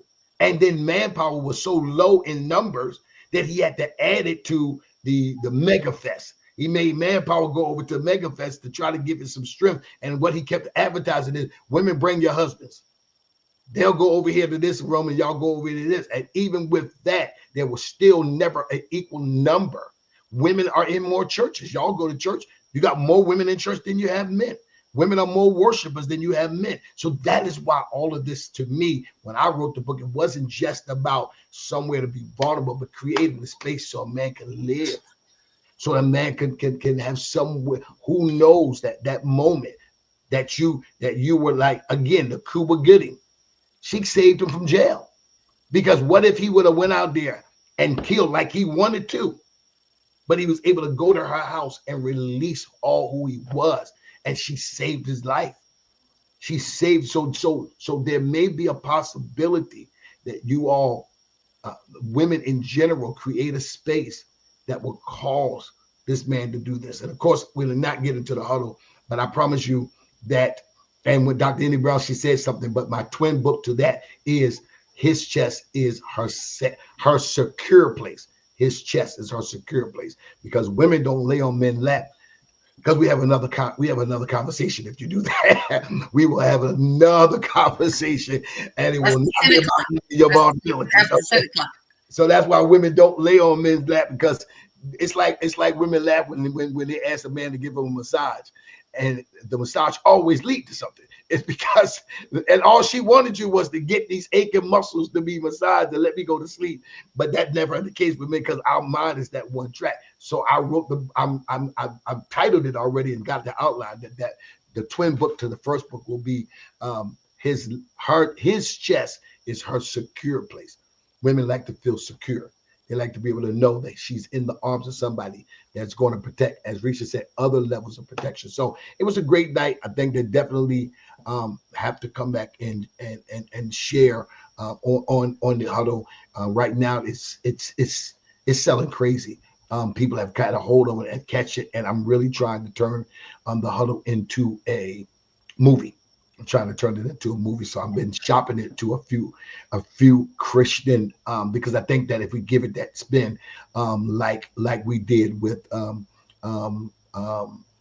what's the other one about Fireproof, and the new one that just came out was the Scores, whatever that new one that just came out that was doing that, and then the closet, the prayer closet, or the war room. I wanted to be on that level, so I'm trying to shop it with the right people that will be able to see marriage, but give it that Christian undertone. But no doubt, if somebody else picks it up that can do it, it'd be great. So we're trying to get it out there, because I definitely want people to understand that what makes marriage work is being able to get in the huddle. Even if we don't agree, Prophetess Risha, we can still talk about it. and then go get something to eat, and go at Nitra and get something to eat and go along with it, because you should be able to have these kind of conversations with your spouse, that we don't see it the same way and still be okay. But a lot of times in relationships, it's not like that, because what happens in relationship, people spend more times in these conversations not really having conversation, but it's trying to convince the other person that they're right there. And we all live off of our experience. That's why I talked about me being a world traveler and dating women in different countries. I live off my experiences, and you all live off your experiences. But we should be able to say, okay, where do we come to that meeting? So I think it was really great. It's always good in here. I appreciate this space and this forum that you allow this kind of truth conversation to come. I'm just really looking forward to the day when more people will grab hold, jump on, get on the numbers to where you're going. And I just think if you be consistent, like I am in the room, it's going to happen, that people are eventually going to grab hold to this conversation, and you'll have your numbers will run up. Your numbers will run up, and people will get it. So keep being consistent. I appreciate what you bring to society. I don't just want to say to the kingdom, because I just don't want it to be just a kingdom only kind of perspective, but what society needs to hear. That's why I try to stay on that when I talk about what we see society is doing. And I think that you're on the roll, and I'm proud of you, and I appreciate these opportunities when I have the chance to come on and to be able to share. So thank you. You are welcome so very much.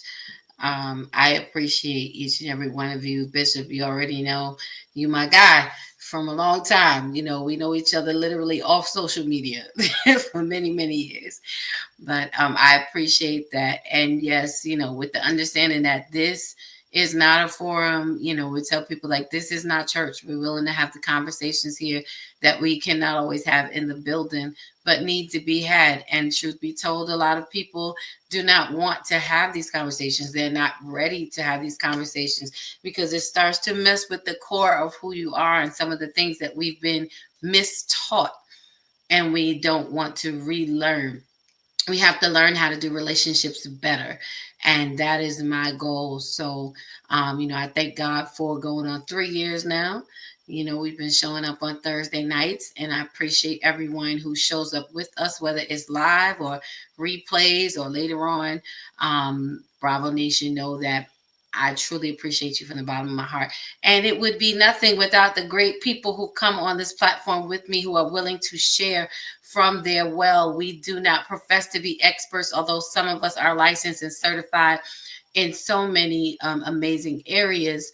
When we come on here, we leave our titles and we talk from the well of our experiences, because there's someone out there who needs to hear our voice that we resonate with, or will resonate with us, and we'll hear it from a real perspective. We may not be in the same place at the same time, but we will definitely cross over the same spaces, and we want to help somebody make it through a little easier than what we did when we were there. So thank you, Bravo Nation.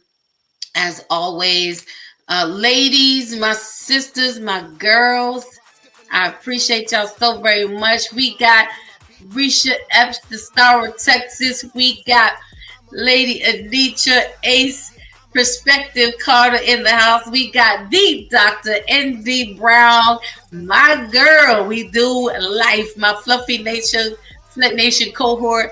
We got Vaughn, the Invisible Man, Eric Power Ranger, the Black Power Ranger, in the building. And of course, we have none other than the relationship coach, Prophet Bishop Michael, Black Men Don't Cheat Claiborne. And I can't wait to bring him back in January. That's right. I'm going to take advantage of his open schedule for as long as I can to bring him back in January, so that he can definitely break down some more of these amazing books, and we're going to push his work out there even all the more. I want to invite you all to come back and join me next Thursday. Join us next Thursday as we continue in this month of December.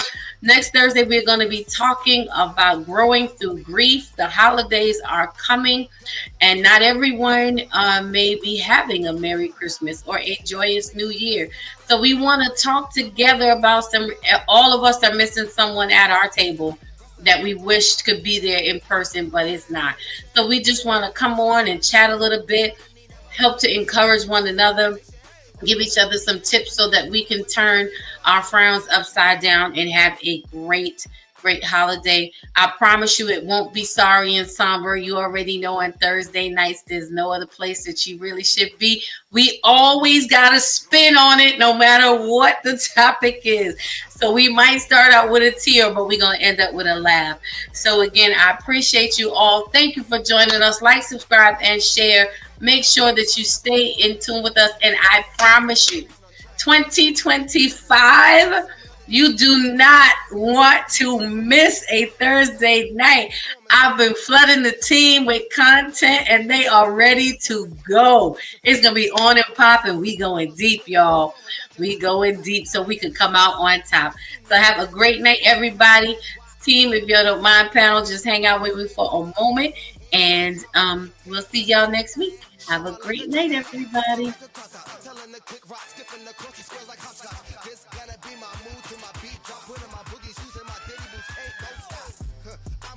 Rest of my